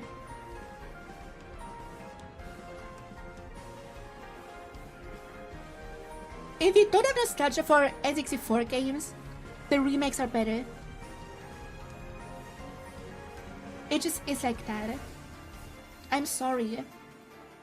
I have zero nostalgia for the N64 except for Pokemon Stadium. And maybe a bit of Smash Bros. But most N64 games are just ass. If you don't have nostalgia for them. And NES is just horrible all around.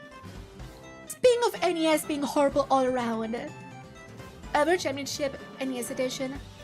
I played it a little bit. I played like through most of the levels. And it's okay. It's better than just playing NES games. Because again, NES games are ass. It's fine enough. It's probably more fun in multiplayer. Would I ever find a way to make you Quest 64? Oh, I am aware of Quest 64 and I will never play it ever. But if from mediocre NES games, Octopath and Octopath 2, two of my all-time favorite RPGs of all time. These games are way too good.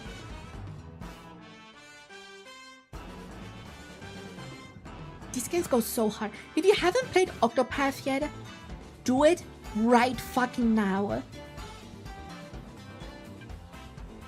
Do it right fucking now. These games are so good. I'm gonna buy them again on PlayStation just so I can achievement hunt. I didn't do it though, but I will. These games are fucking awesome.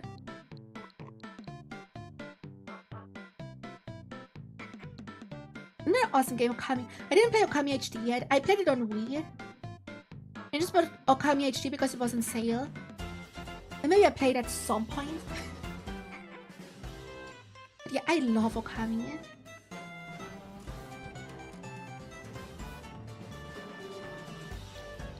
I see they got physical versions. Yeah, I know. I have nothing much to say about Okami. Everyone knows it's a goated game. Then we have the One Piece games. For those who don't know, One Piece is my favorite manga series of all time, closely followed by JoJo's and Berserk. Yes, I'm based, I know. And I played Unlimited World Red on Wii U. And I liked it. It's a fun time. So I bought a Switch version which I never touched. It's a fun enough game, but it's outshined by the next two, which are Pirate Warriors 3 and 4. Honestly, Pirate Warriors 3 is good. Pirate Warriors 4 is goated. It is so good. It has so many characters. And I just pray. I just pray that we get a final Pirate Warriors game when One Piece is finished in like the next 5-ish years. Sorry, yeah, we just go over my Switch 1 games. I love Pirate Warriors so much. Pirate Warriors 4 is so much fun. Pirate Warriors 3 is fun as well. The thing is, Pirate Warriors 3 follows more the actual story, while Pirate Warriors 4 just jumps around. But Warriors 4 has way more side content and way more characters that are fun. Like the roster in Pirate Warriors 3 is pretty restricted. And doesn't have that the story only goes up to Dressrosa, while Pirate Warriors 4 goes up to Wano. So yeah. Also, Pirate Warriors 4 has Carrot, and I fucking love Carrot. Carrot is fucking awesome. So yeah. Pac-Man 99 I played once and then never. It's fine, I never cared for Pac-Man. I just played it because it was free and it was bored. So yeah, it exists, I guess. Origami King! Good game. It's a good game, but a mid-Paper Mario game.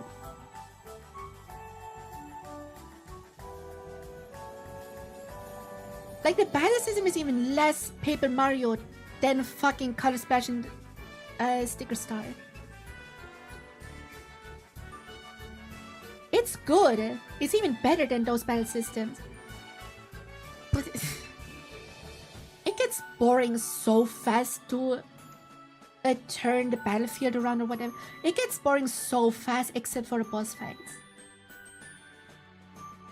Aside from the boss fights, the battles in this game are so ass. What I do like is the environments, the vibes. But the actual gameplay is so mid.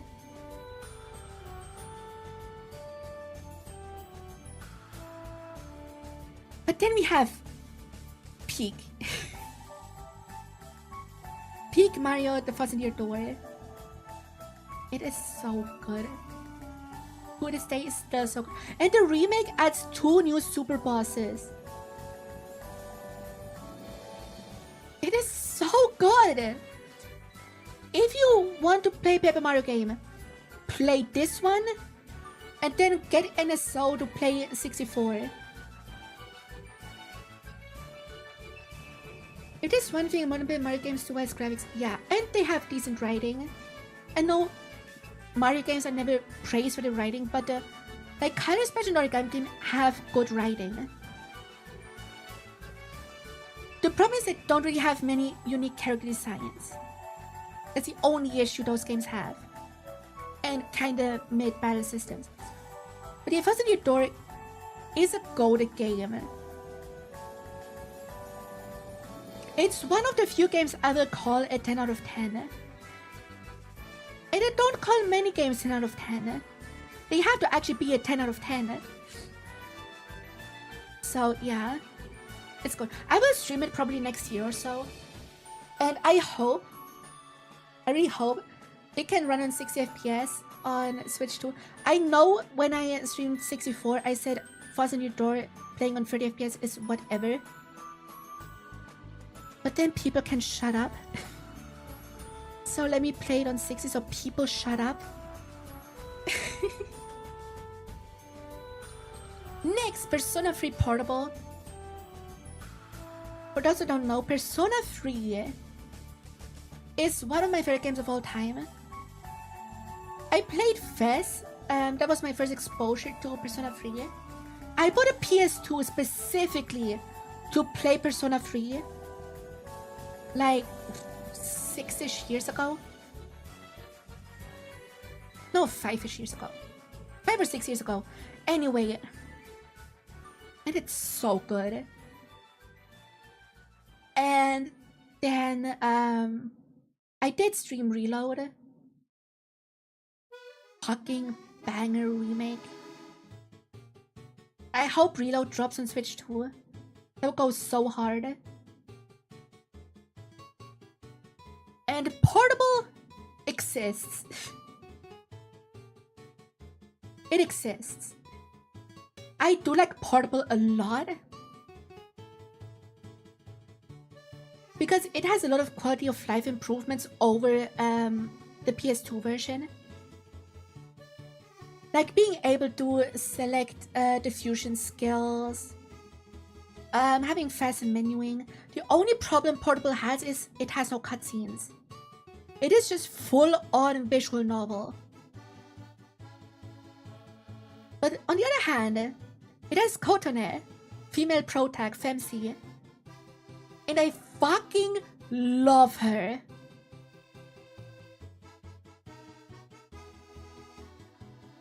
So, and Kotone doesn't exist in the remake.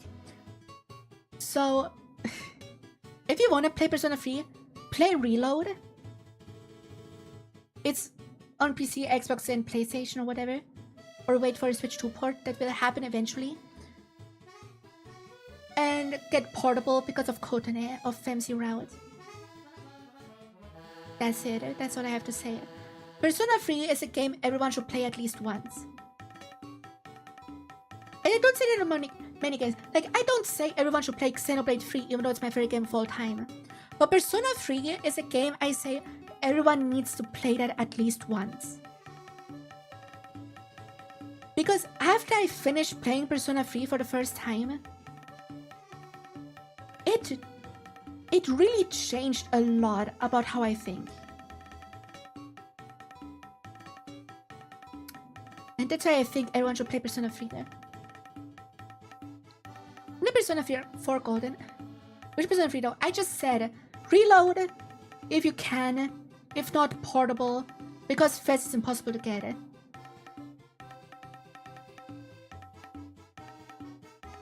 The one thing that kind of holds me back from trying Persona is its setting. What, high school? Do you have high school PTSD? No, the setting is awesome. Like, Persona 3 is set in a smaller city on the coast. It's really cozy. And Persona 4 is set in a smaller town, more countryside, very cozy. I mean, I love fantasy setting too. I get kind of annoyed by sci-fi because of a lot of its tropes. But like, this is just current day setting. And it has a lot of fantasy elements, especially in the dungeons. So I think you would still like it. But Persona 4 Golden, banger game, 9 out of 10. The only reason why I'm iffy about Persona 4 is it's the only Persona game where I don't have a platinum trophy. Because of the reset trophy, if you know, you know. That's the only reason why I'm a bit salty about this game. Damn, it's fair. I mean, you can just watch my playthroughs of it. I did do a playthrough of Persona 3 Reload. You can watch that.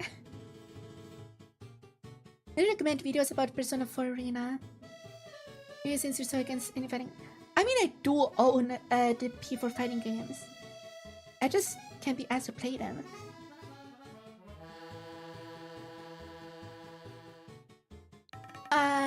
But yeah, Persona is just so worth playing.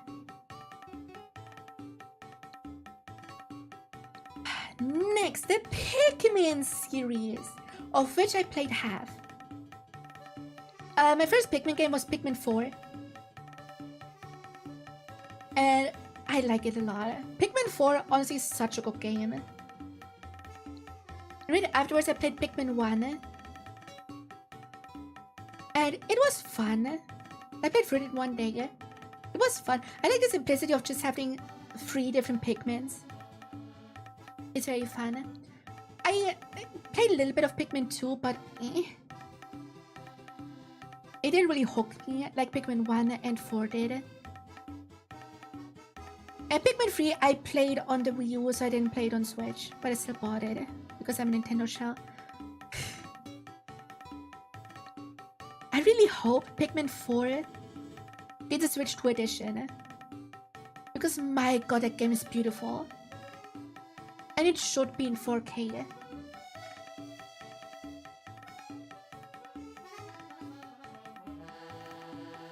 There's a fan of Pikmin and Splatoon.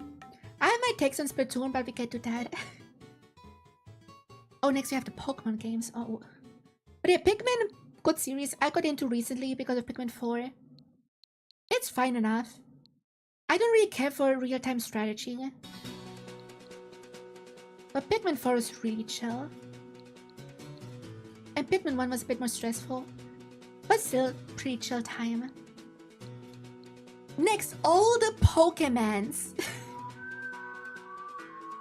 We just group them together when they're dual versions. Okay, in order. And BDSP.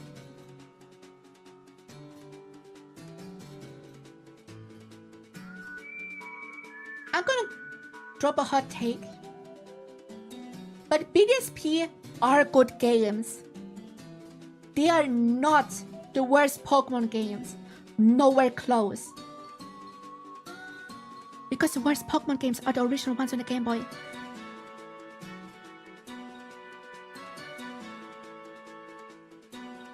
BDSP is not bad. The only problem it has, and it's not even a problem with the game, it's with the people, is that they expected a Platinum remake. That's the only reason why people call this game shit.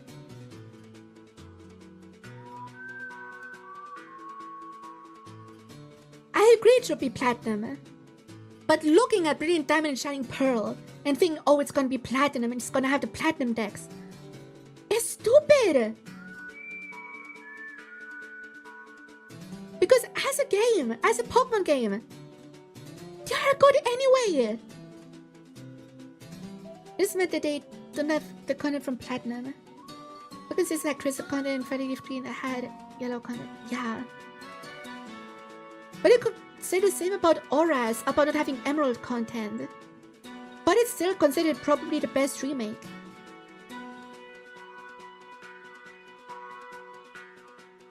It also has to be said that Brilliant Diamond Shining Pearl was not developed in-house. It was delegated. But no, they're totally fine functional games. And the fact that they add every single Pokemon up to Gen 4 in the post-game is fucking awesome! But people can see that because, oh, it's a Platinum, Shut the hell up. I don't give a shit that it's not Platinum. Because it never promised to be that. But anyway, Redemption Pearl is, to me, a perfectly fine 6 out of 10. I don't see why people call this the worst game in the series. Because it's totally fine. Pokemon Cafe Remix, I played a little bit, it's okay, I don't care for mobile games. Pokemon Home, I have a Living Dex in there. My Living Dex sits in that place. Not a Gen 3 Living Dex I did, that still sits in Emerald. But my entire Living Dex sits in there. The only thing that's missing from the Living Dex would be 100% is a second Enamorous, but I can't be asked to play Legends Arceus again. Speaking of Legends Arceus, this game is so ugly. Can we stop pretending that this game is good? I mean, looks good. This game is ugly as shit. It's fun, but my god is it ugly. Why does everything look fucking wet? I fucking hate how this game looks. But it's fun. But it's so ugly.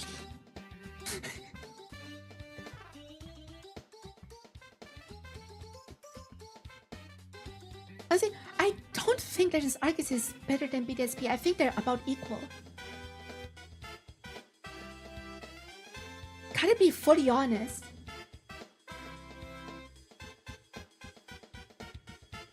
Because the only reason people love Arceus so much is because it did something different.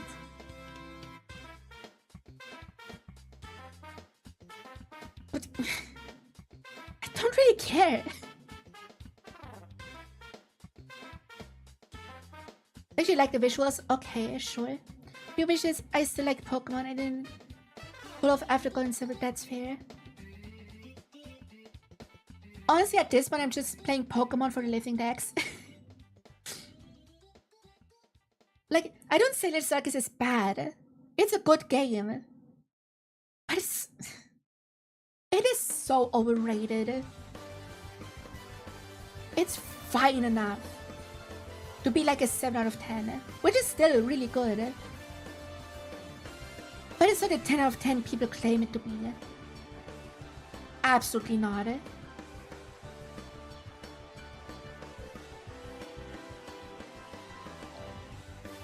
Mystery Dungeon Rescue Team Deluxe. I like this game. I love the original Mystery Dungeon. In some parts, I like it even more than Explorers. In some parts. And like Children's book art style looks so nice. Parents, I think it's bad, but none of the Pokemon games on Switch are my favorite because they all have connection. Yeah, Pokemon really went downhill in the Switch era, and it was even mediocre in the 3DS era. But yeah, Pokemon Quest was silly. I liked it. I wish they did more with it. Like, I don't know, add more than just Gen 1 ones. I'm so tired of Gen 1. I fucking hate Gen 1. Not I fucking hate it, but I'm so tired of it. Scarlet Violet.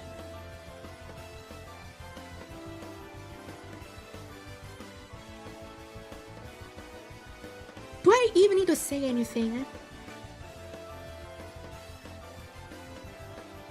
Do I need to say a single word about these games?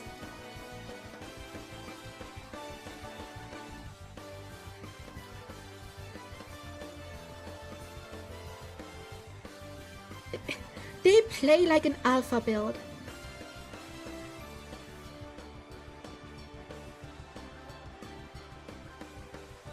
And that's just disgusting. And I bought both games. So I am part of the problem. Maybe Scarlet and Violet when the Switch upgrade is out. Yeah, this is honestly gonna be the first thing I do when I have my Switch 2. Is hop into Violet and go to the fucking lake and forest. Because those are the laggiest places in the entire game. Especially the lake for me. Like, we saw a clip on Nintendo today, like, I think yesterday. Was it yesterday or 2 days ago? I don't know. But, they showed some gameplay in 60 FPS. Smooth 60 FPS. With like 20 months on screen.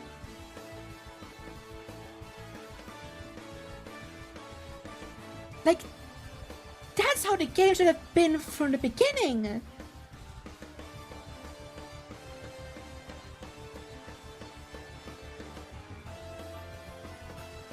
And yeah, I honestly, I never felt the need to replay Scarlet Violet after finishing my living decks and playing through the DLC. After that, I never touched the game again, not a single time. But with the update, when it actually runs, like, my playtime is like 30% higher because of lag. And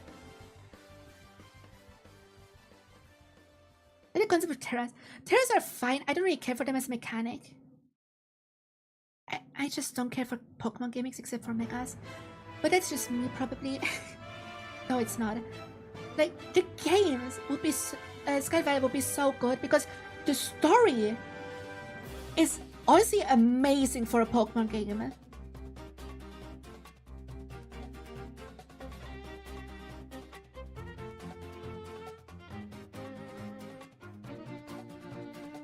But the game runs like so shit. And like, even with the Switch 2 patch, it will increase performance to a normal game. To an actually released game. But the textures are still gonna be ass. The environments are still gonna be bland, but at least it's gonna run at consistent FPS and has mons that actually spawn. It's actually playable. And I'm excited for that, definitely. Maybe I just do a playthrough of Scarlet. Or no, probably Violet.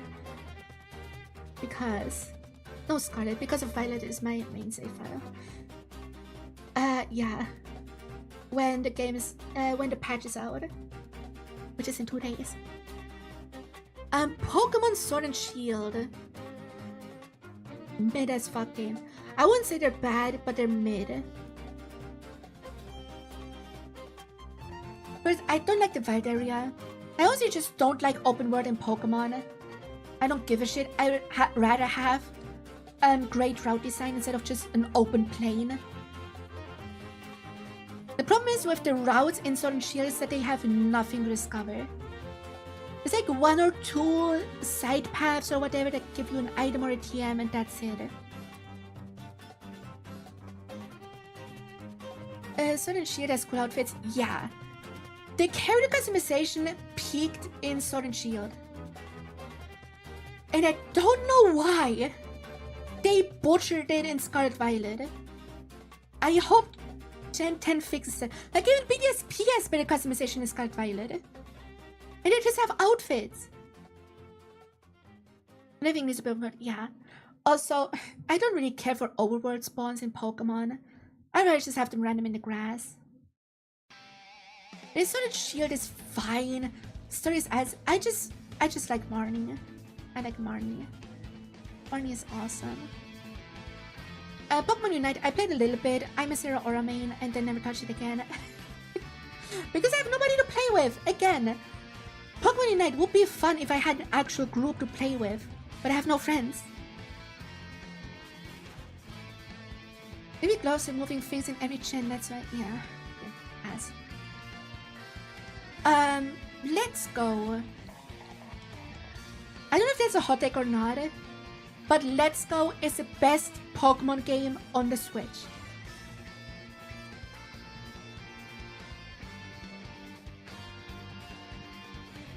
Let's Go is the best Pokemon game on the Switch. They're beautiful, they play nice, and that's all you need. They have Mega Evolution. They have a fun enough post-game. Because it's the only one that runs well. That as well. It's the only one that runs well. And I don't know.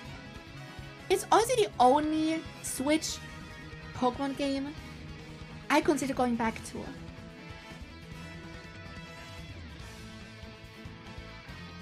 Pokemon Tournament.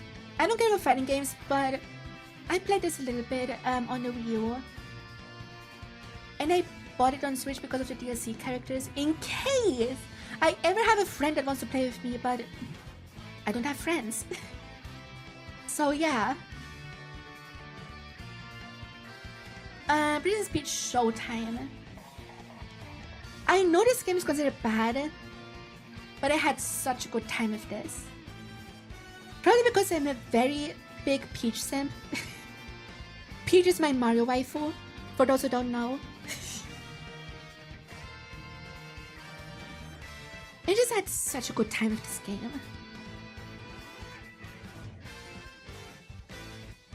Pokemon Tournament is peak, but motherfuckers don't want to buy it cause not smash. Yeah.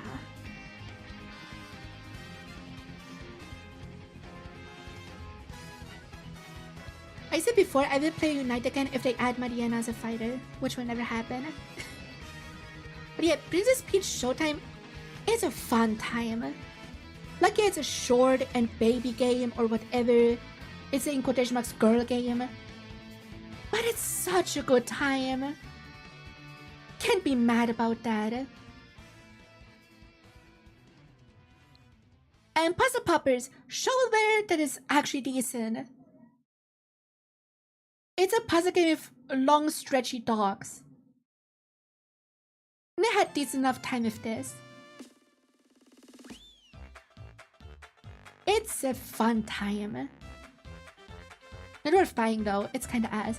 But I had my fun with it. 𝗟cie Epic. I don't know why I bought this. I just have it. I think it's like an adventure game or something with Indian influence. Probably Hindi influence. So I don't know why I have this. I just have it.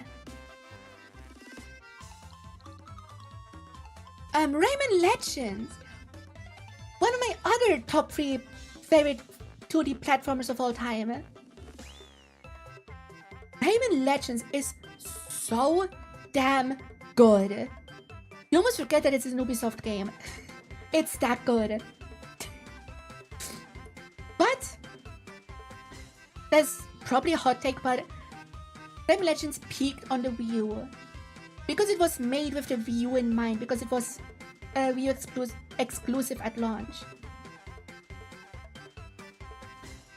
Because on the Wii U you control the Murphy levels with the touchscreen on the gamepad, and on every other version you just control Murphy with a button press, and that is lame as shit.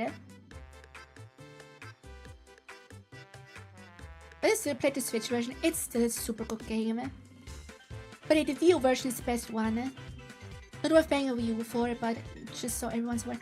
Or play this game in handheld mode, because then you can control Murphy with the touchscreen. But yeah, this game is really good. If you like 2D platformers, play Rayman Legends. It is a banger game, honestly. Ring Fit I never played. I bought it for the novelty. Rune Factory 3 I played a little bit, but that was on PlayStation. Because it was free for PSN. Or PS Plus or whatever. Rune Factory 5 I didn't play yet. Yeah, just dipped my toe into Rune Factory and it's really my thing. Sea of Stars! I did not play it. I just know it's a good RPG. But I didn't play it. I just bought it because it looks pretty. Should I have Genie Hero? And I also have Genie Hero Ultimate Edition because that's a physical one. I love this so much. This is the only Shantae game I ever played. I enjoyed this so much. Also, the female character designs in these games, like Ayo, especially like the mermaid queen, like hello.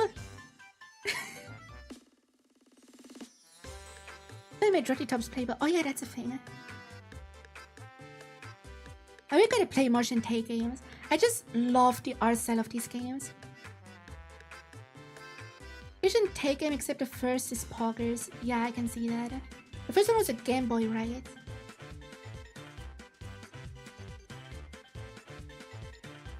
SMT5 I did not play it.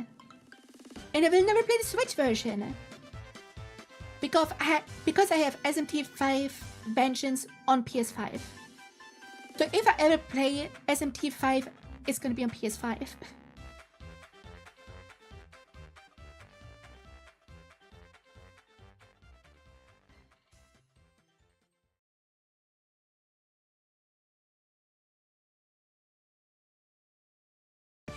But if I play SMT5 at some point, I just think it's funny that SMT5 has the same UI as Tokyo Mirage Sessions. That is hilarious. They just repurposed the UI from a Wii U crossover game with Fire Emblem. And that is just comedy.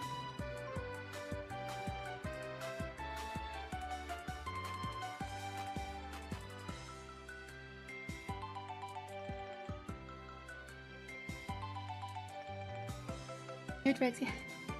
Yapping was clickbait if I ever seen only Shantae play in 7 seconds. Huh. B5 was my favorite Pokemon game on Switch. Yeah, no, I really gotta play SMT5 at some point. I really never played an SMT game in general, and I really want to start playing them. But you do not need a Switch to... You could spend months playing for these games.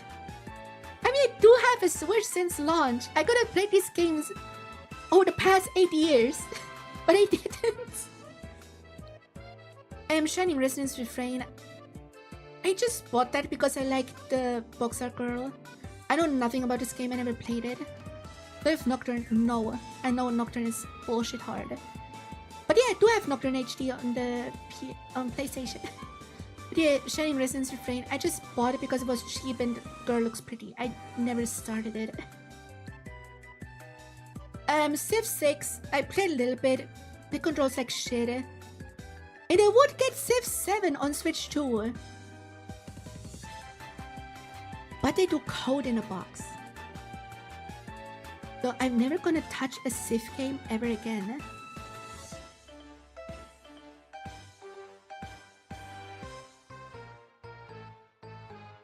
I'm not gonna play a Civ game ever again. Because they decided to code in a box. Even in a world where game key cards exist. Because I don't care how you feel about game key cards. We can all agree that game key cards are better than code in a box, right? We can all agree on that part.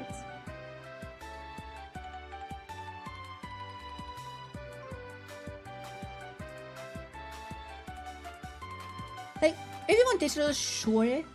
Get it digitally, I don't give a shit. With the visual game card system, it's whatever. But code in a box is the most disgusting anti-consumer thing ever. It's just clickbait on a shelf. Literally. It's a gross practice. I cancelled pre-orders of games and never bought them because it's just code in a box.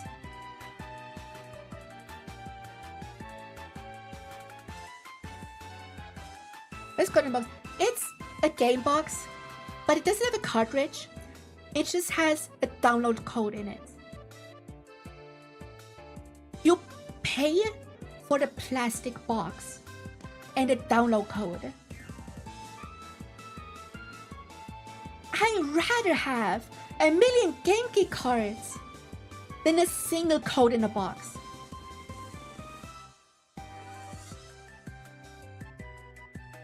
And that's why I will never touch a Civ game ever again. Civ is made by 2K, right? I guess it's just boycott 2K if they can't be asked. You might as well do those gift card codes. Yeah. Code in a box feels like it's meant to be code. It literally is. The only reason Code in a Box exists is so they can have the game on a shelf in retail. That's the only reason. Usually if Tobias Fox just said with the full release of Delta Rune. I mean, Deltarune is already a digital game, so I don't care. I'm sure Toby Fox would put it on a cartridge. I feel like he would do that.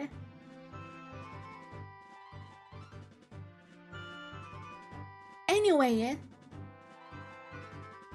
Snipper Clips. Banger co-op game. I played this at launch with a friend. We just spent a whole afternoon playing through this game. It is so much fun. And tilting. But yeah, it's a great time. I wish it was a Snipper Clips too. Because the concept is so creative. But yeah, if you have a homie you want to play a game with on couch, because this doesn't have online, play Snipper Clips with them. It's super cheap and fun. It was a launch game for the Switch one. Knowing him, if he did, he'll probably be an ASCII code. Into the theory of everything or something insane like what? Anyway, Snipper Clips, fun time. Can recommend it. But it only has couch co-op. Sonic Forces, hot take, not a bad game. Not good, but not bad. I had a fun enough time. That's all I have to say. Them putting an OC creator in an actual Sonic game is genius. They should have that in every single game, honestly. Also, the saving grace of Forces is the fucking music. The music and forces goes way too hard. I know Fist Bump gets memed to hell, but Fist Bump is such a good song.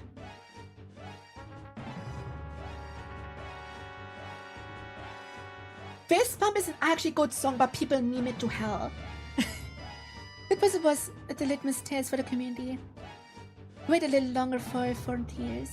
Yeah, and then people don't really like Frontiers. But most the level designers were inexperienced. Yeah.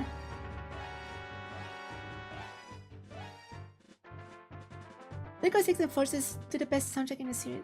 Dude, 06 would... Honestly, I want an 06 remake just so they can actually fix the game. Because other than all the bugs and shit, and probably Eggman's design, 06 is really good. If it was actually finished.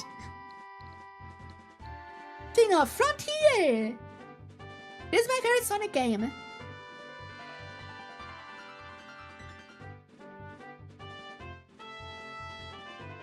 This is my favorite Sonic game. I never really cared much for Sonic. But Frontier did it for me because of the story. The story and vibes in Frontiers are so fucking good that I can't overlook that it's just an empty open world. The story and characterization of all the characters is so good. Very ace on his Sonic is better than Mario in every way ever faced, and it's not. Sonic is not even comparable to Mario. Undefeatable made my ears smoke. When you first hear the true story, yeah. The thing is, people don't really care for Frontiers because it's pretty empty. But that's the vibe they're going for.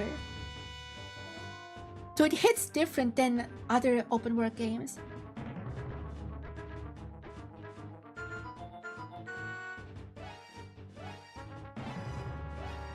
Yeah, I'm modern 2D fan. Sonic Advance and Sonic Rush are some of my favorites. Yeah, I never really cared for 2D Sonic. 2D Sonic plays like ass to me. Speaking of Sonic Mania, I haven't touched this game. I haven't touched this. It looks fine, but I don't care for 2D Sonic. Simple as that. I am South Park, the fractured butthole. I like South Park. This game looked fine enough. I didn't play it, but I just like South Park. And I heard it's a good game. I would probably enjoy the Stick of Truth more, actually. I don't have the Stick of Truth. Splatoon 2. I don't give a shit about Splatoon.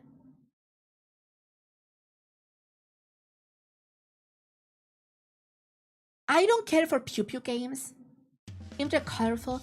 I played Splatoon 1. It was fine enough. I enjoyed the story mode or whatever. But Splatoon 2, I got tired of it already.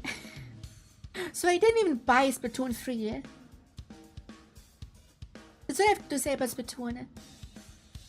I like the character designs for the most part. I like Octolings.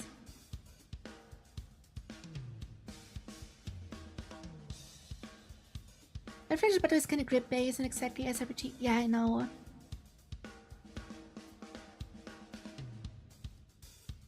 But this Splatoon is kinda whatever.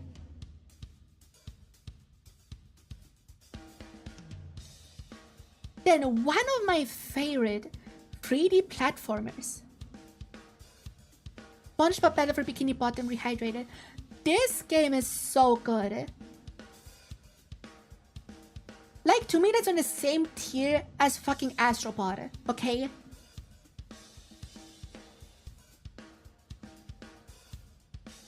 This game is a fucking banger.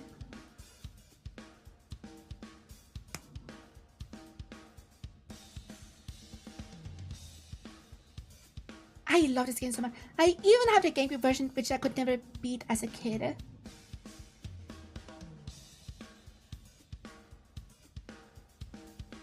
So yeah, if you like 3D platformers, play Battle for Bikini Bottom. It is so good.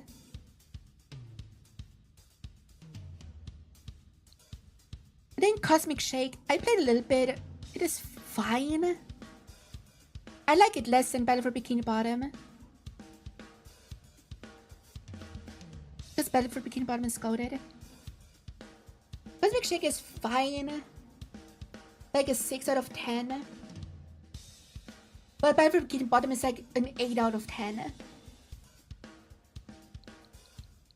Starlink, I cannot play because I get motion sick. I tried to play it because Star Fox. And it fucking made me dizzy so fucking fast. I cannot play spaceship games.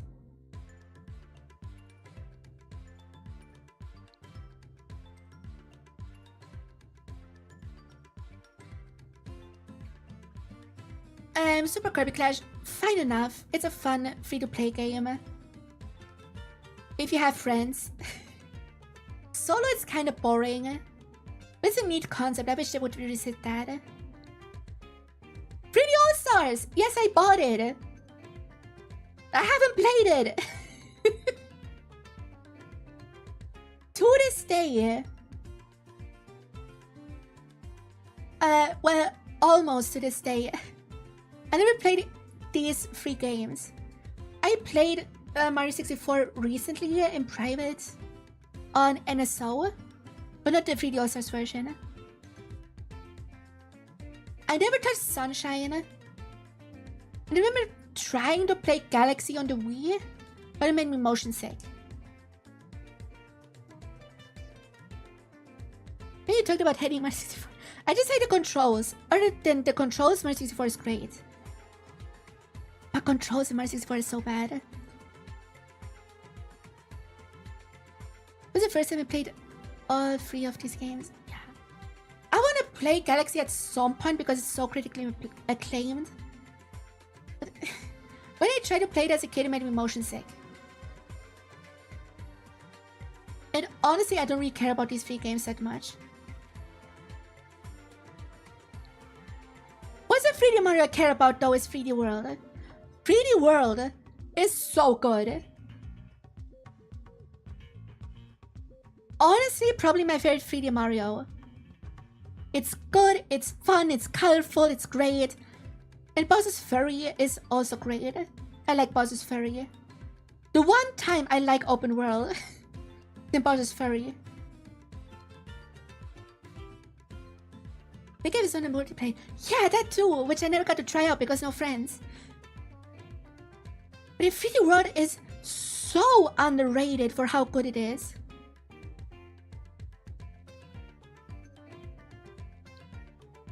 And then Wonder was so needed. It is so good.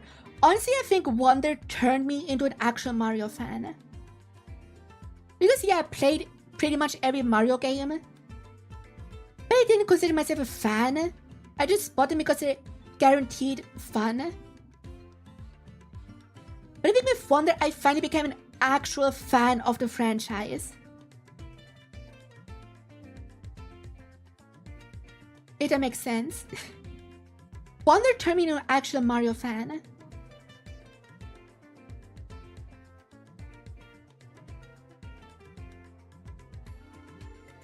It is so... I wish Wonder got DLC. The one thing I'm curious about though is yeah, I played for it twice as well. Mario Wonder doesn't get an update on Switch 2. Like no graphic or performance update. So it's still gonna be 1080p 30 FPS. And I wonder if they just hold back a Switch 2 edition with more content. I really hope so. I would love that. Because this game deserves DLC so much. It's so good. And Mario Maker 2... it's worse than Mario Maker 1. That's all I can say about Mario Maker 2. It is worse than Mario Maker 1.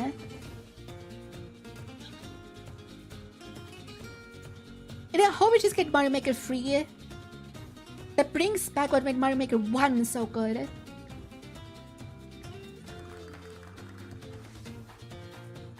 The reason why I think Mario Maker 1 is better, by the way, is because of the mystery mushroom. The mystery mushroom encouraged so much creativity.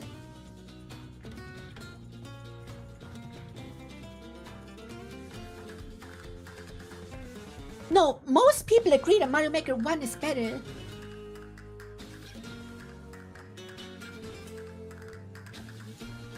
One thing I can say, I look forward to Mario Maker 3 because it will 100% come out. And it will have mouse controls for building, which is banger. And we'll probably have wonder assets. A wonder theme. And that will go so fucking hard.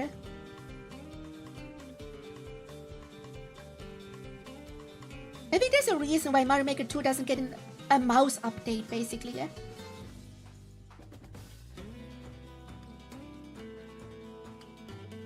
Because they are working on Mario Maker 3. Which would make sense. Yeah, Mario Maker 2 kinda made most levels submitted are shit anyway. Like, unless you play the levels of like actual Mario Maker creators, they're probably shit. The best of was the Link power-up. Yeah, they never did anything else. They could have added a Samus power-up or a Kirby power-up. But you can use a touchscreen, but what if you want to play it on TV? Also, just creativity has become so bankrupt. You either get garbage level that are made by a 5-year-old, we get auto levels, or you get Kaizo levels. Those are the only 3 levels that exist, and it's so bad. Mario Odyssey, good game, good game. 7 out of 10. I 100%ed it 2 times.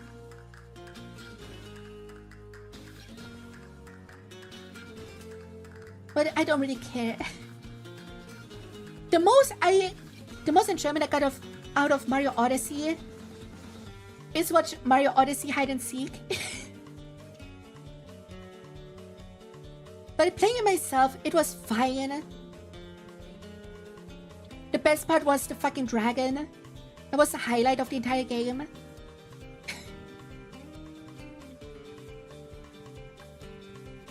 But yeah, it's fine. 3D World is better. Super Mario Party! It's fine. 5 out of 10, it's mid. It's a worse Mario Party on Switch, but still a decent time. But Jamboree is really good. I still think Superstars is way better because of the minigames. Because minigames are the heart of the game.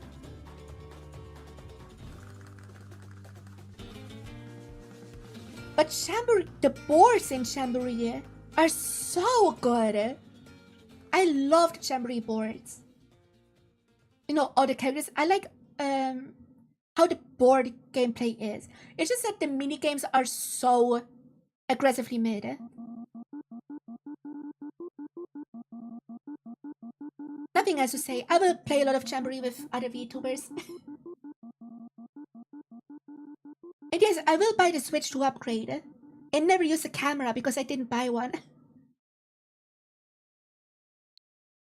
So my RPG, didn't play it, will stream in the near future.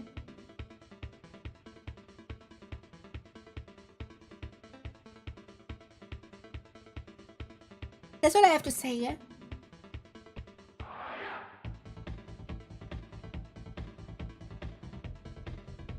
In real life, I dislike board games, that's valid. Hi Ming, how are you? But in my RPG, I will stream at some point. so I save it for that. Super Neptunia RPG, I did play a little bit. I would actually get into it. But I couldn't be asked so far. I just like Neptunia because characters are cute. SNES Online. This is probably gonna be a hot take, but SNES has a mediocre library.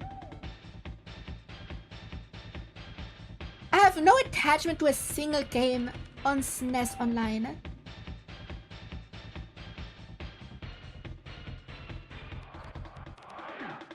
The game I enjoy most that they added to NSO is fucking Mario Picross.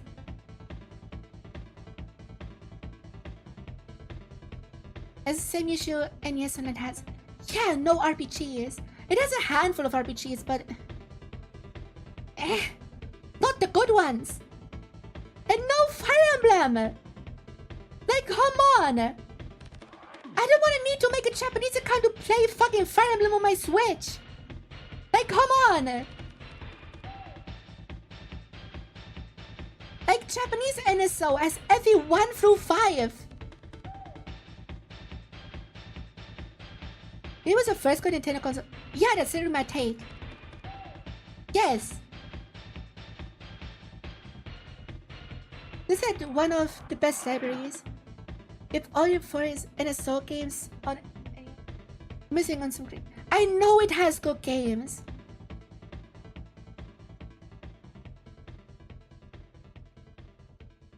I know it has good games.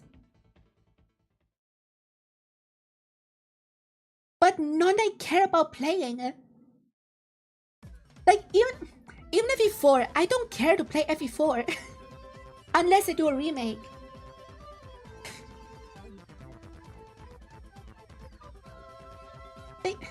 Just the games they add to NSO are so mid. There's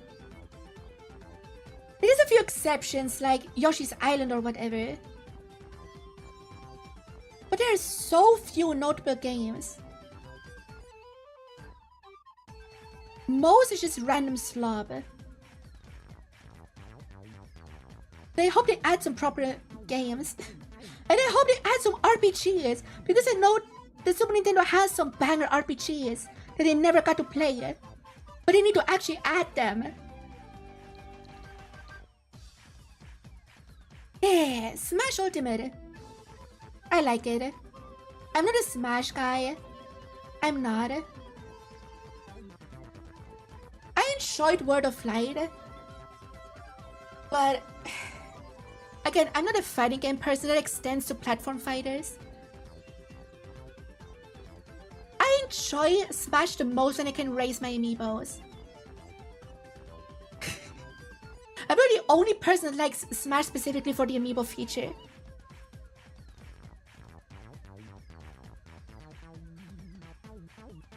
But the game is pretty, the presentation is nice. The soundtrack is banger, but yeah, for me, Smash Bros. Is just a soundtrack collection, honestly.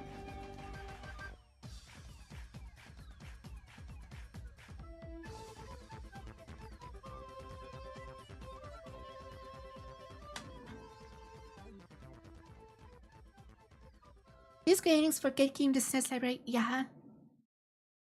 This is Vesperia.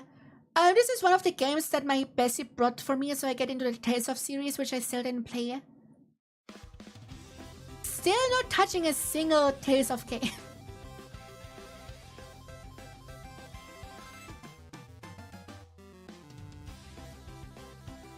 There is a one game I can treat as a fun party game, that's fair.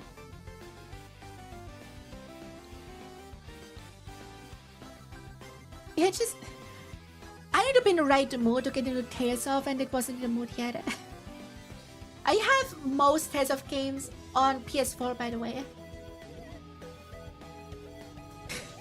But I still didn't play it. I also have Symphony on the GameCube.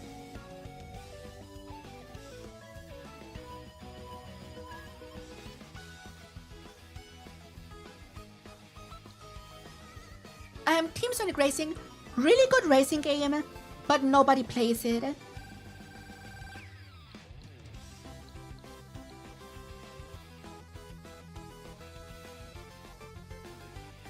Team Sonic Racing has such a fun concept for a kart racer, but nobody plays the fucking game. So how am I supposed to enjoy it? I swear, nobody plays like kart racer spin-offs unless it's fucking Mario Kart. And it's so disappointing. I hope Crossroads will do better. Especially Persona 5 for the series. Ah, so overrated. Sure. Damn kidding, Persona 5 is awesome. Big fans hate it and say it's not Transformers. Dude, I love Racing Transformed. But Team Sonic Racing is still a banger game. 79, it was fun. I played it a little bit every now and then. It's Tetris. Tetris is always good.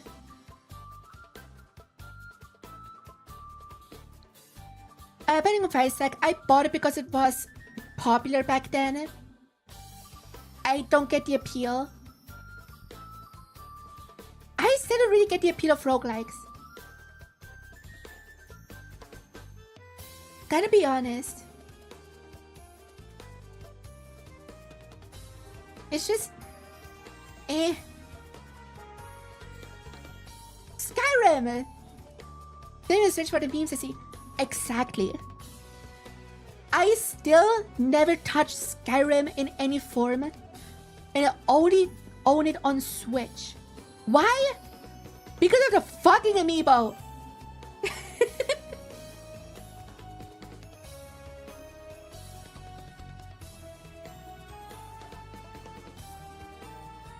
I only bought Skyrim on Switch because of the amiibo, because I think the amiibo is funny. Otherwise, I would still not own Skyrim. Look what Skyrim says. How can you? It's on every console ever. They can play on a fucking toaster. Only people who don't like Tetris apparently are Puyo Puyo fans. But a new game that's not a crossover. Yeah, that's valid. I don't even like Puyo Puyo Tetris. It feels weird to play two puzzle games at once. And the greatest Eternity Chronicles. I played a little bit. I didn't really get into it, but I also bought the game on PlayStation.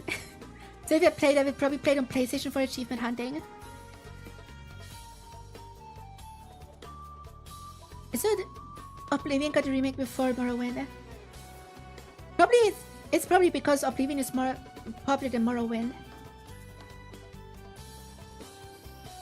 Oh, the Zelda games. Ready for my Zelda hot takes! I have so many Zelda hot takes!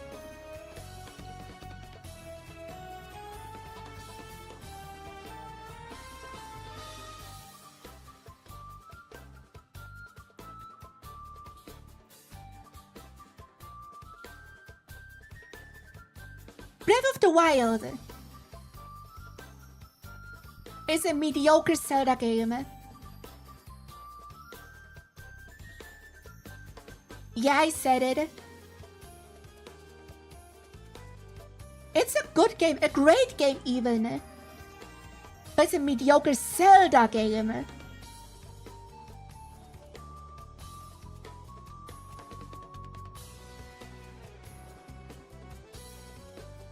Look at the Kaza speedrun. Oh yeah. I mean, I still played through the game. But the world is so fucking empty. The music is barely existent. The dungeons are lame as hell. The story is fucking basic as shit.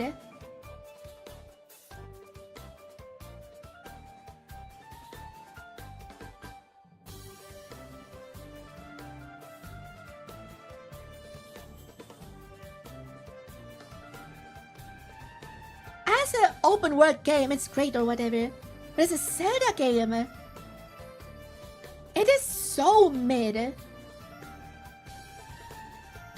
So that's a rough translation to 3D. Content of the Wild review video.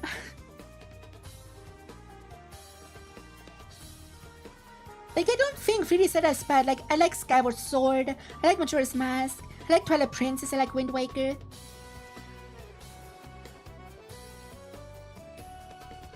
But Zelda doesn't work for open world in my opinion. Maybe it's just because I'm an open world hater. I don't like open world because they're usually empty and just glorified loading screens.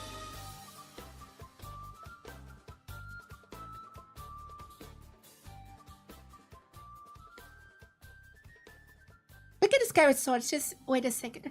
But Breath of the Wild is to me like a 6 out of 10. Like the same tier as Pokemon Sword and Shield. And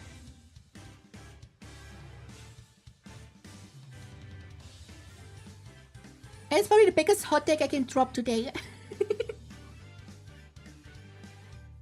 Anyway, Echoes of Wisdom. I enjoyed this one. I enjoyed this way more than the big 3D Zelda games.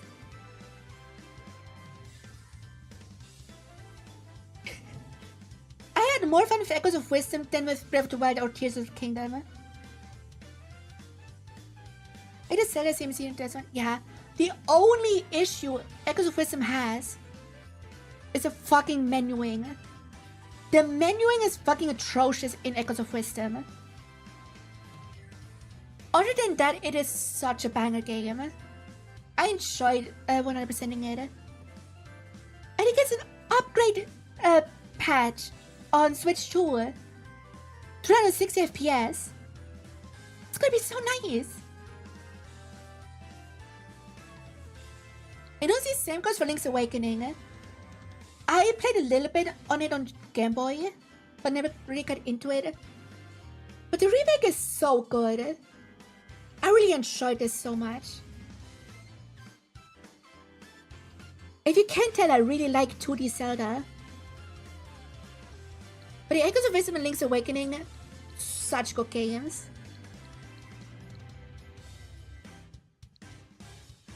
Skyward Sword.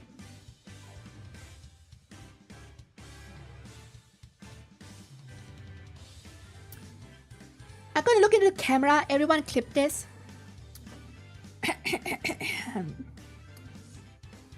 Skyward Sword is better than Breath of the Wild and Tears of the Kingdom.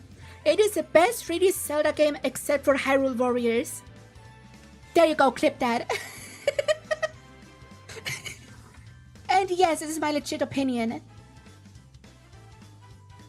I'm not doing it for the memes, this is my legit opinion.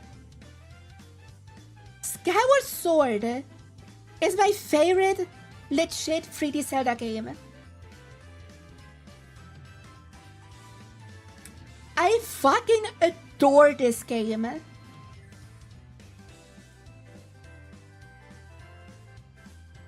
It is beautiful, has amazing stories, has an amazing story, amazing characters. It has fucking Groose.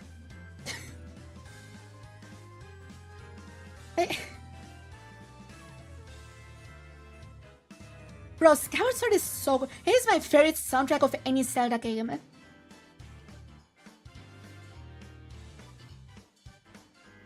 And you could say, oh, the controls.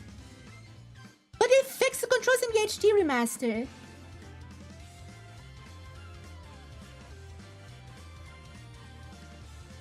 Because you can just control the swings with your second stick. And it works so well.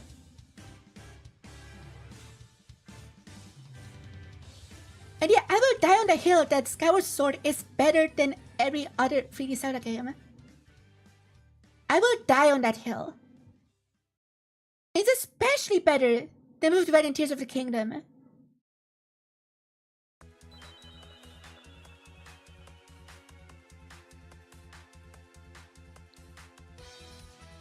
Speaking of Tears of the Kingdom, it's fine.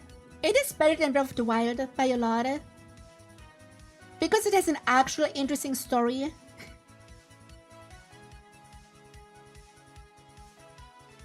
And that's it. And it has more things to do, I guess. It's Breath of the Wild if it had a good story and things to do. There's a bit workarounds. I fucking hate Ultra Hand. I fucking hate the weapon fusing. That shit pisses me off.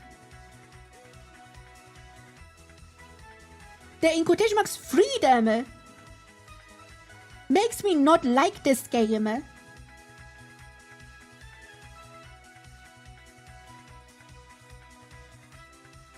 The only reason why I think it's better than Breath of the Wild is the story. Otherwise, it's worse. Because of the fucking Ultra Hand and weapon fusing gimmick. I hate that shit.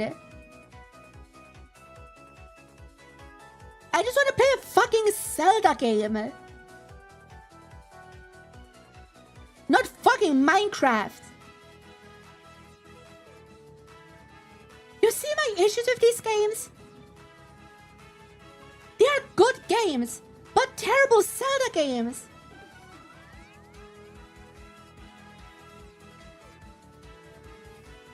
They are just bad Zelda games. Good games in general as games, but terrible Zelda games.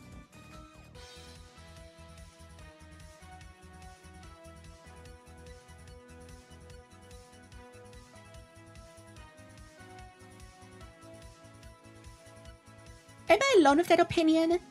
Please tell me not. I need some validation.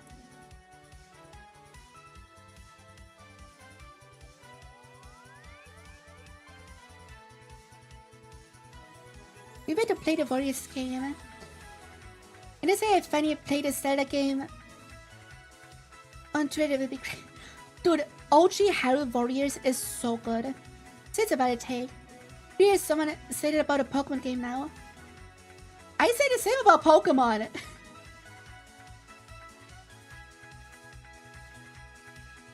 When we were at the Pokemon segment, I talked about how the wild area and open world is empty and boring. I rather have focused route design. But it's also a thing why I think Skyward Sword is just so much better than Breath of the Wild and Tears of the Kingdom. Because the areas in Skyward Sword are actually well designed.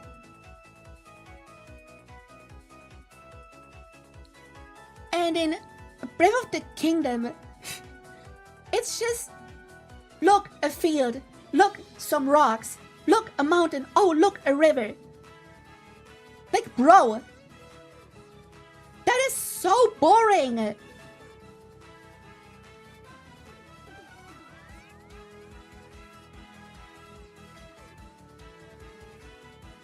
I mean, calling a midnight Pokemon game good, but a bad Pokemon game. Oh, yeah. But people claim Legends Arceus is dead.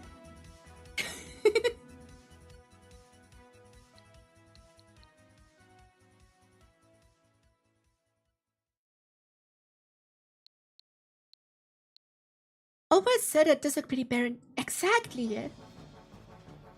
There's just no character in the actual world. I think that's my main issue. There's no personality in the actual world. That's why it feels so dead.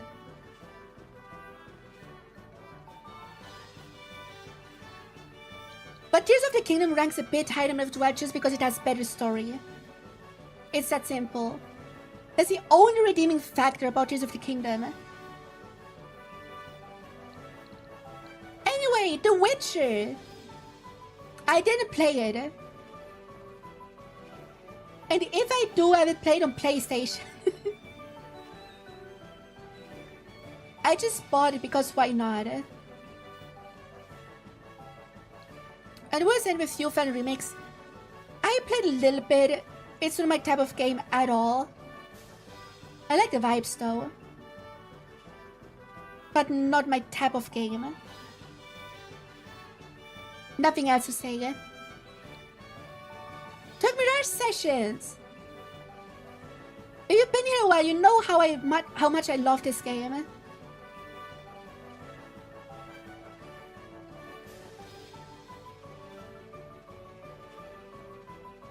Played on DS? No. I don't give a shit. But yeah, TMS is so good. And more people should give it a chance. Just because it is not the SMT and Fire Emblem crossover everyone wanted, doesn't mean it's a bad game. It's a great game even. I would even say one of my top 20 games. Honestly. It is so good. But people just need to give it a shot. And it, especially Vtuber fans should love this because it has colorful idols.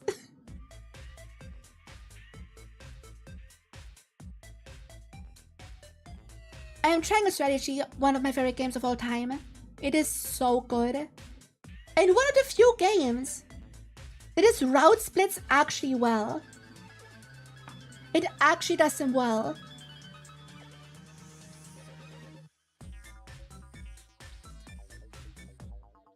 Because Trying a Strategy has pretty much a set storyline for most of the game. And depending where you did go on that set path, like you have some chapters you go to this place and in others you go to that place. Like you can basically have multiple choices where you can go for one chapter. Like you go to this place or that place and then it comes back together again. And it only splits at the end when you have to decide which of your 3 best friends or whatever you want to actually support. This actually has too much cutscenes. It's not too much if they're good. If they're good, it's not too much. Hey, Roland, that's valid. My only issue with trying a strategy is that the true ending is kinda mid.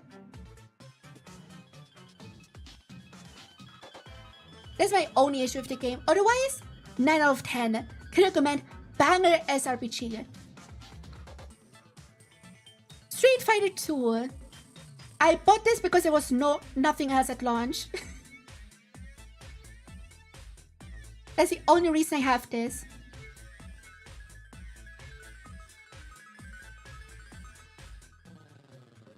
Missing of this part is fighting 10. I don't know Street Fighter lore. I really just bought this so I have more games at launch. Undertale!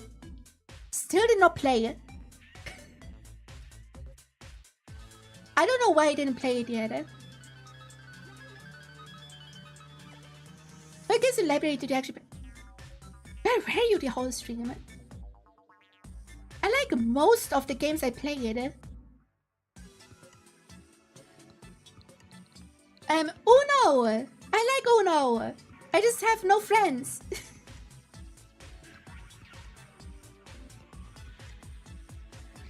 Yeah, that's it. I like Uno.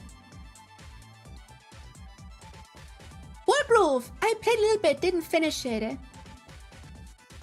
It's just Medieval Advance Wars. I like it. That's it. You can play as a dog. Good game.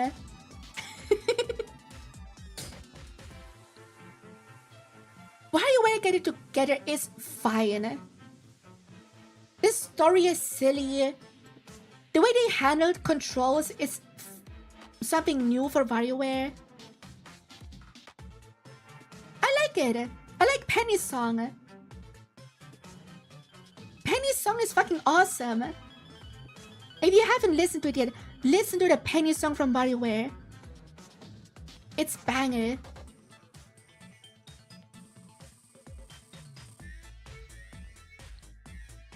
I might remove it. I like this. I just need friends to play it with. It's just WarioWare Shake It, but more. So hell yeah, it's good. And Okay. WarioWare is always the one game that utilizes the Nintendo console gimmicks the most. Like, WarioWare Move It should have been a launch title. WarioWare Shake It on the Wii should have been a launch title. Why doesn't Nintendo put WarioWare as a launch title? It's a perfect showcase of the console's gimmicks. Nintendo, hire me! Like, for real! Like, 1-2 Switch would have been a good game if it was translated into a WarioWare game.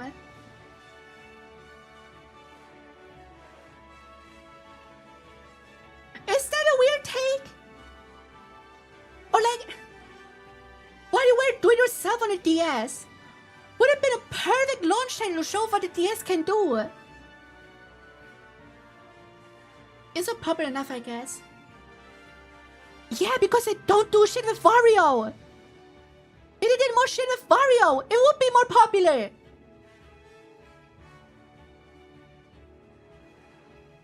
Also, Nintendo is kind of in their Wario arc, so it's even more perfect. The weird take. I just don't think Nintendo cares about Wario. Yeah, it is a shame because Wario is awesome. Wario is one of my favorite Mario characters.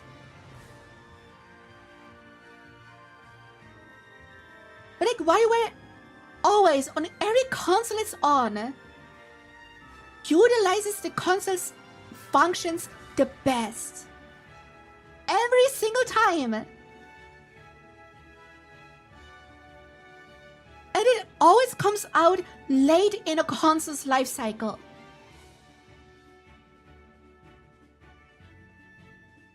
Nintendo's forgotten about Wario video. Yeah. Warriors Orochi 4, I like Warriors games. And Warriors Orochi or whatever. It's a crossover of Samurai and Dynasty Warriors, so it's good.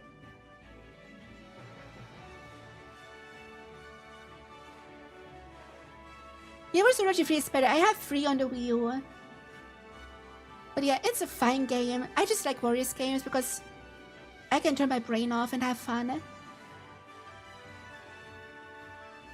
Next, my favorite series of all time, Xenoblade. Dude, I love Xenoblade so much. I could rant about Xenoblade for hours. Xenoblade 2 was my first Xenoblade game. And it's so good.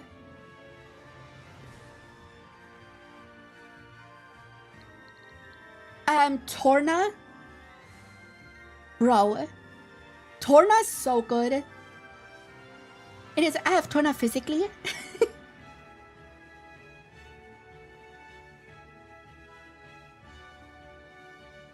Xenoblade 1 is good if you ignore the side quests, because it has way too many of them.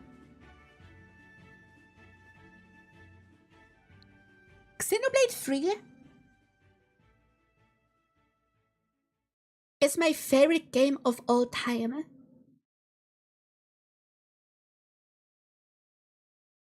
Xenoblade 3, to me, is the peak of video games.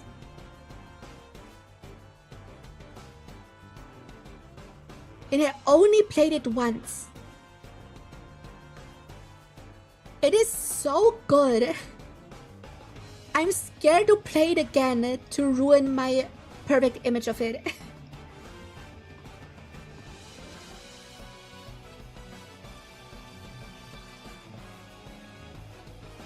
Being of Wario is technically part of Xenoblade lore, but the pure scandal for it.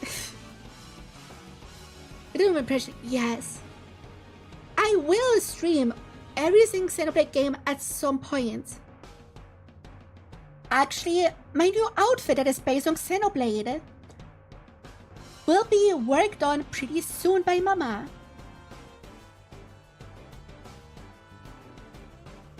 And I will do a Xenoblade Marathon, where I play through all 3 games, including their side stories. So 6 games. Stream the entire Klaus saga in one long marathon.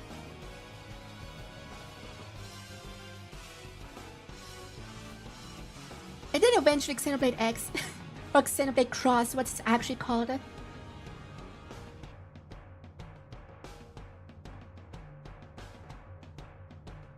The thing is, Xenoblade Cross isn't part of the main timeline. It is the Gaiden of Xenoblade. And it's the only Xenoblade game I didn't play through. I played a little bit of it on the Wii U. But the UI on the Wii U is so garbage that I couldn't bear it. But I fixed the UI in the remasters, so hell yeah. But yeah, I have lots of content planned with Xenoblade. Because I want to let all the people who didn't play Xenoblade know that it's peak.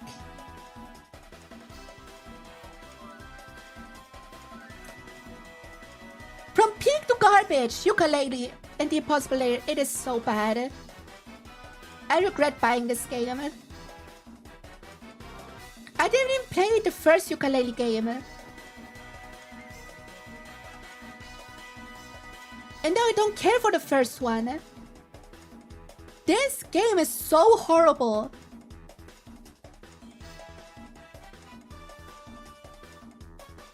It exists, I guess. Yoshi! Not as good as Woolly World. That is my only thought about this game.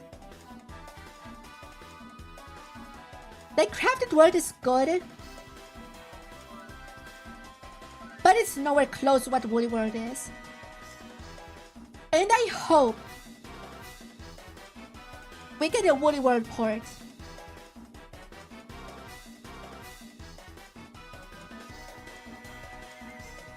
But I guess it hasn't been a good spiritual success platform. No, there hasn't.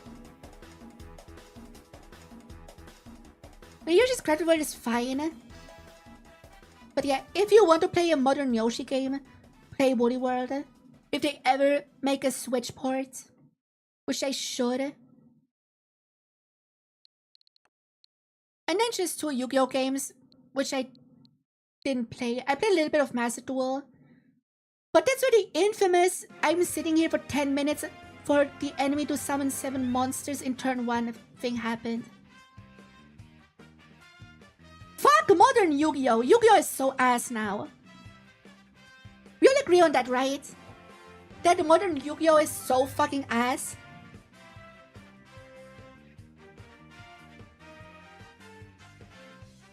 I guess if the duelist was fun for a little bit.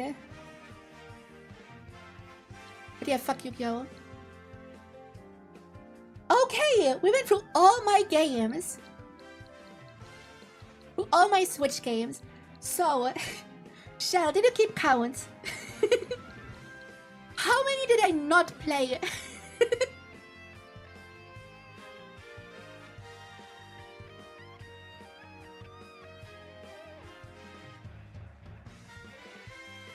I played Yu-Gi-Oh for a while, waiting for Clockwork, and I had to come to Master Duel. We could play Cyber Dragons competitively, fair. I just stopped giving a shit about Yu-Gi-Oh after 5 days.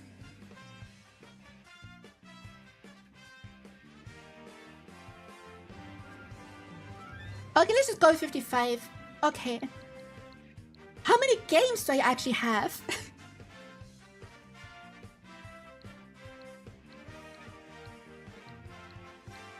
$60.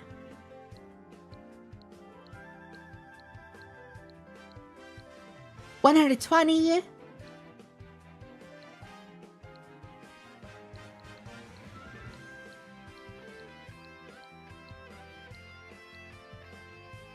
180. 188 games.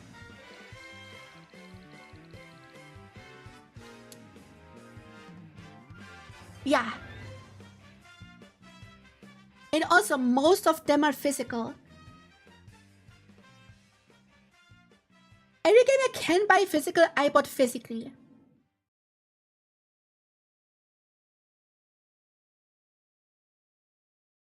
Yeah, how much of a percentage is that? Physically, yeah, I like to actually own games.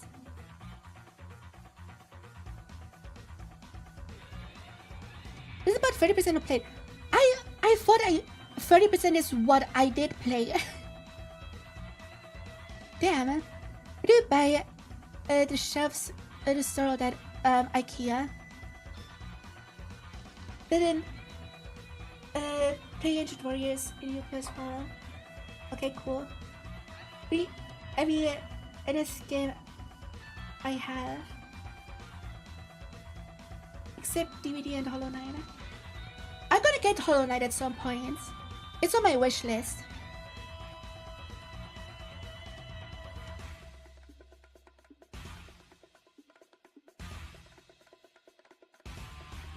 Never heard of count games played versus beaten, to be honest. Yeah, fair. Beaten? Probably 40 or 50 games. Gotta be fully honest.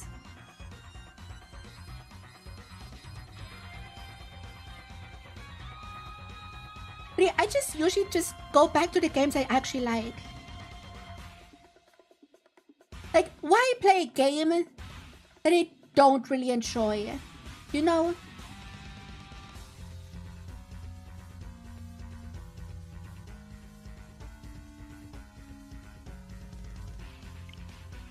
Wait. Playtime longest. This is a lie. It's lying.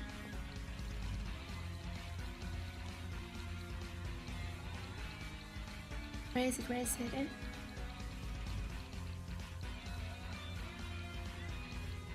It's lying because I know I have over 1,000 hours in Fire Emblem Warriors. I know guaranteed they have over 1,000 hours in this game. And I barely even touched Prime Remastered or Xenoblade Cross. This list is lying! Then one at the bottom? Funny. Oh no, this is lying.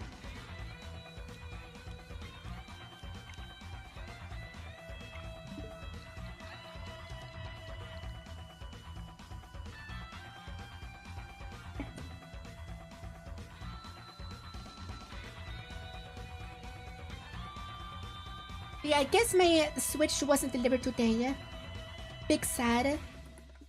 The email I got said I would. That I would get it today. But I guess my postal service was lying. Big sad.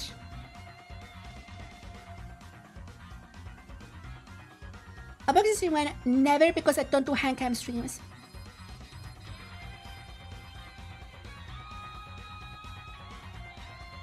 But if I post pictures?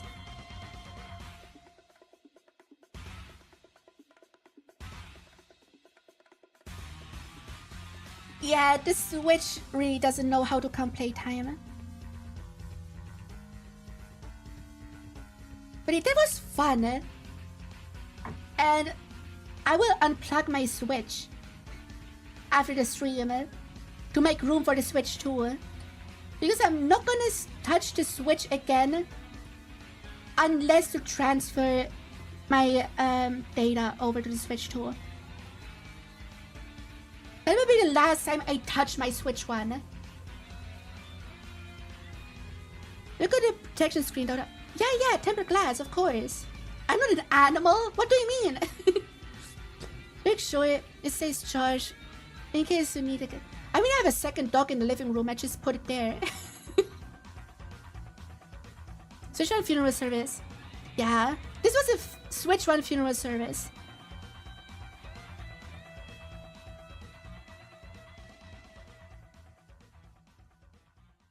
I don't have an OLED Switch. I don't get the appeal of an OLED screen. True blacks. Who gives a shit? That's the only thing I hear about what makes an OLED screen better is, ooh, true blacks. And who gives a shit? This is a good run for a console. It was 8 years, not 10 years. Okay, since I didn't have a Switch at the time. Yeah, that's fair, that's valid. But like, there's people being like, oh, the Switch 2 doesn't have an OLED screen, so it's garbage, or whatever. Like, bro, LCD is better than OLED. This is older technology. Who gives a shit? Modern LCD can do more than OLED. Shut the hell up. I had to rant about it for a second. Around Dave, thank you for the resub.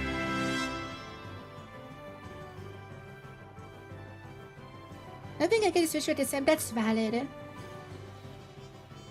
If nothing screams at you at launch, that's valid. But I get Mario Kart and Bravely Default, so I kinda have to. Also, it's already on the way.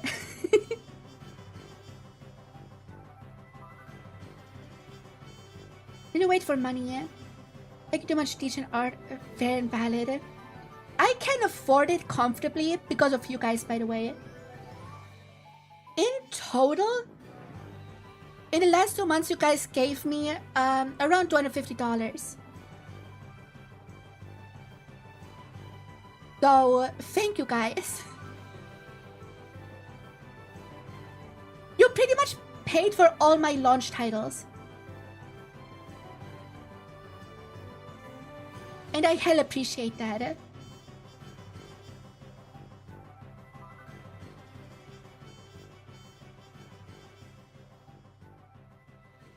Just want to say that live on stream. I posted it on Blue Sky too, but I want to say it on stream. That I really appreciate that you guys give me so much money. I'm not from Sweden, I'm Swiss. I can see that's Switch screen share. Yeah, sure.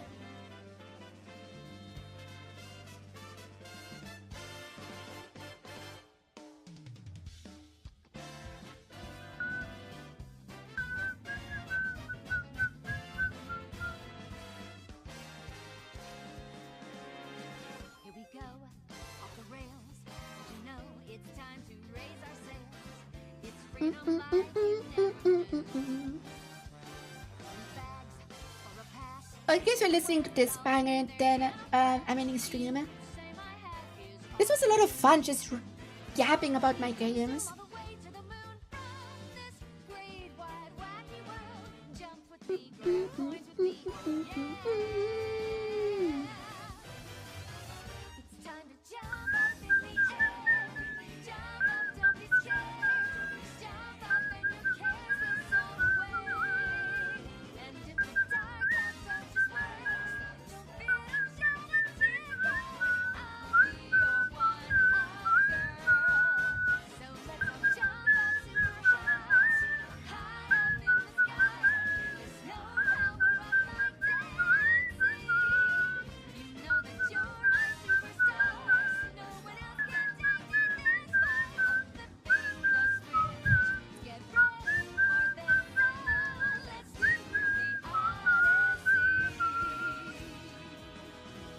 I think I gave Xenoblade free.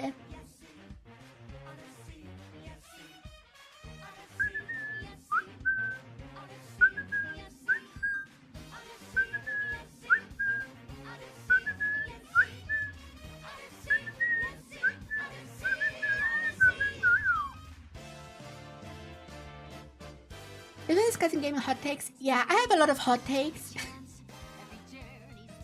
I am sadly very opinionated. I should have a podcast.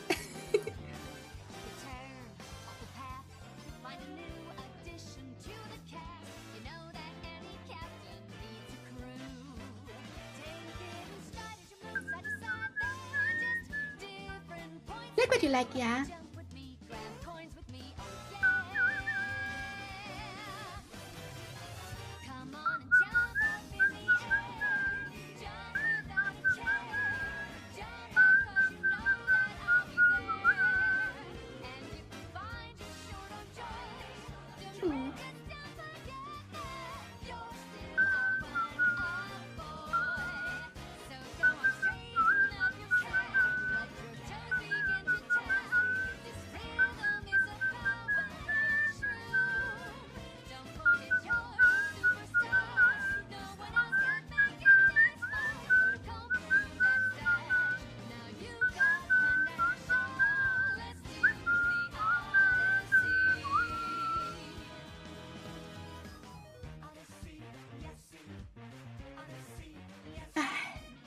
But this is the end of the Switch one for me.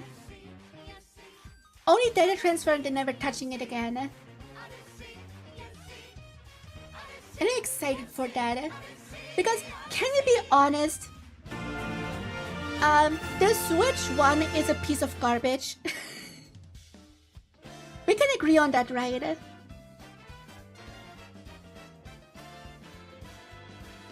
Like, it was carried by the hybrid idea and by the hybrid concept and the pandemic. Those two things carried the Switch one.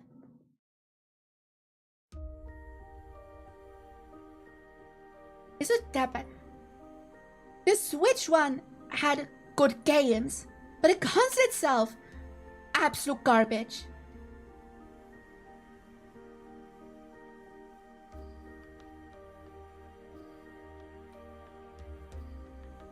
Its technology was already outdated when it released. Because they rushed it out because the Wii U was failing and draining money. So they thank you for upgrading your membership. Let's go. Specification-wise, it was worse than my phone at the time.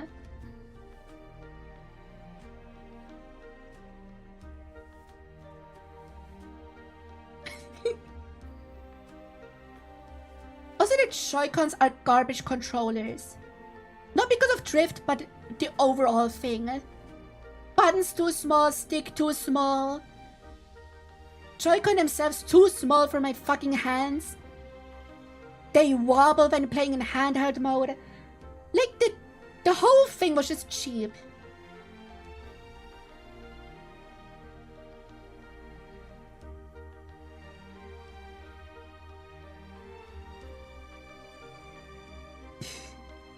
It couldn't even play it. Games are consistent 30 FPS. And I'm not just talking about Pokemon, I'm talking about games in general. Like, it was so bad. And people now finally start to notice it because of the Switch 2.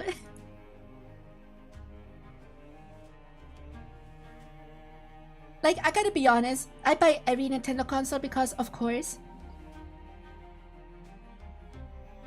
It is may sound blasphemous, but as a console, I prefer the Wii U.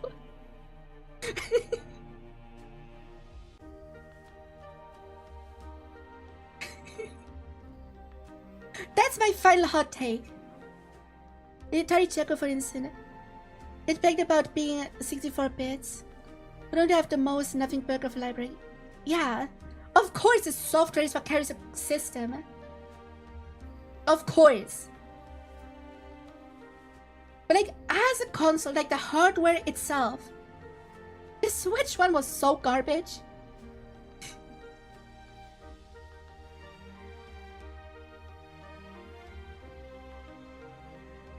Like, just as a console, I prefer the Wii U. And I'm not ashamed of saying that.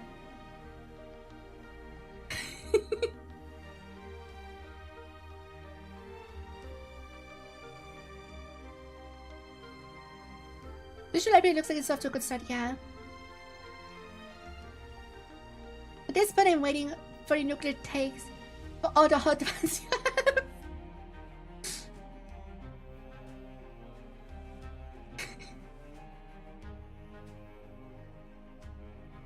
so many hot takes that I just don't post on social media because people on social media are stupid and act like I attacked their mom or something.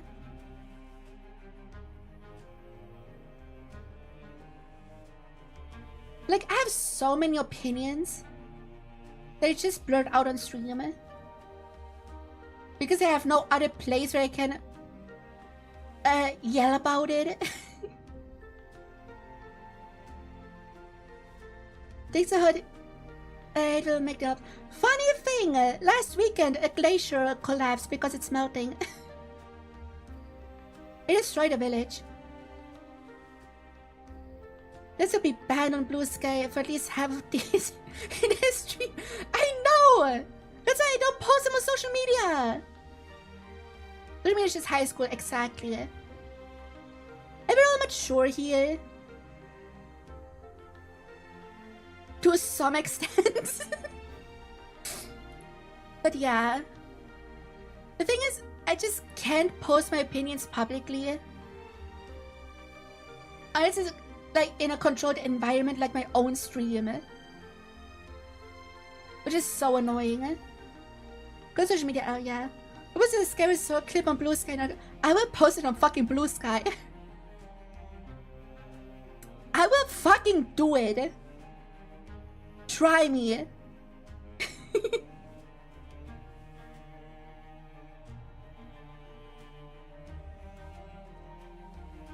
Also, I have no one to raid right now. So just gonna redirect you to the next stream and please turn on notifications.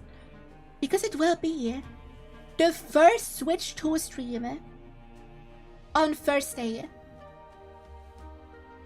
I will probably get my Switch tomorrow because it didn't come today. But I can't stream Mario Kart tomorrow because pre-release will get me nuked by Nintendo. So I have to sit on the game for a whole day. It's even worse than waiting for the release.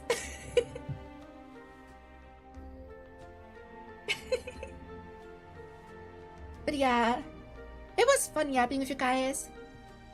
I see you guys on Thursday for Mario Kart World. Post right on Blue Sky. What? More than a Skyward Sword clip? If you want me to post something on Blue Sky, clip it. Go clip it so I know which part you mean. Because the clips give me timestamps to find out where in the WOD I have to cut it out. Anyway, I see you guys.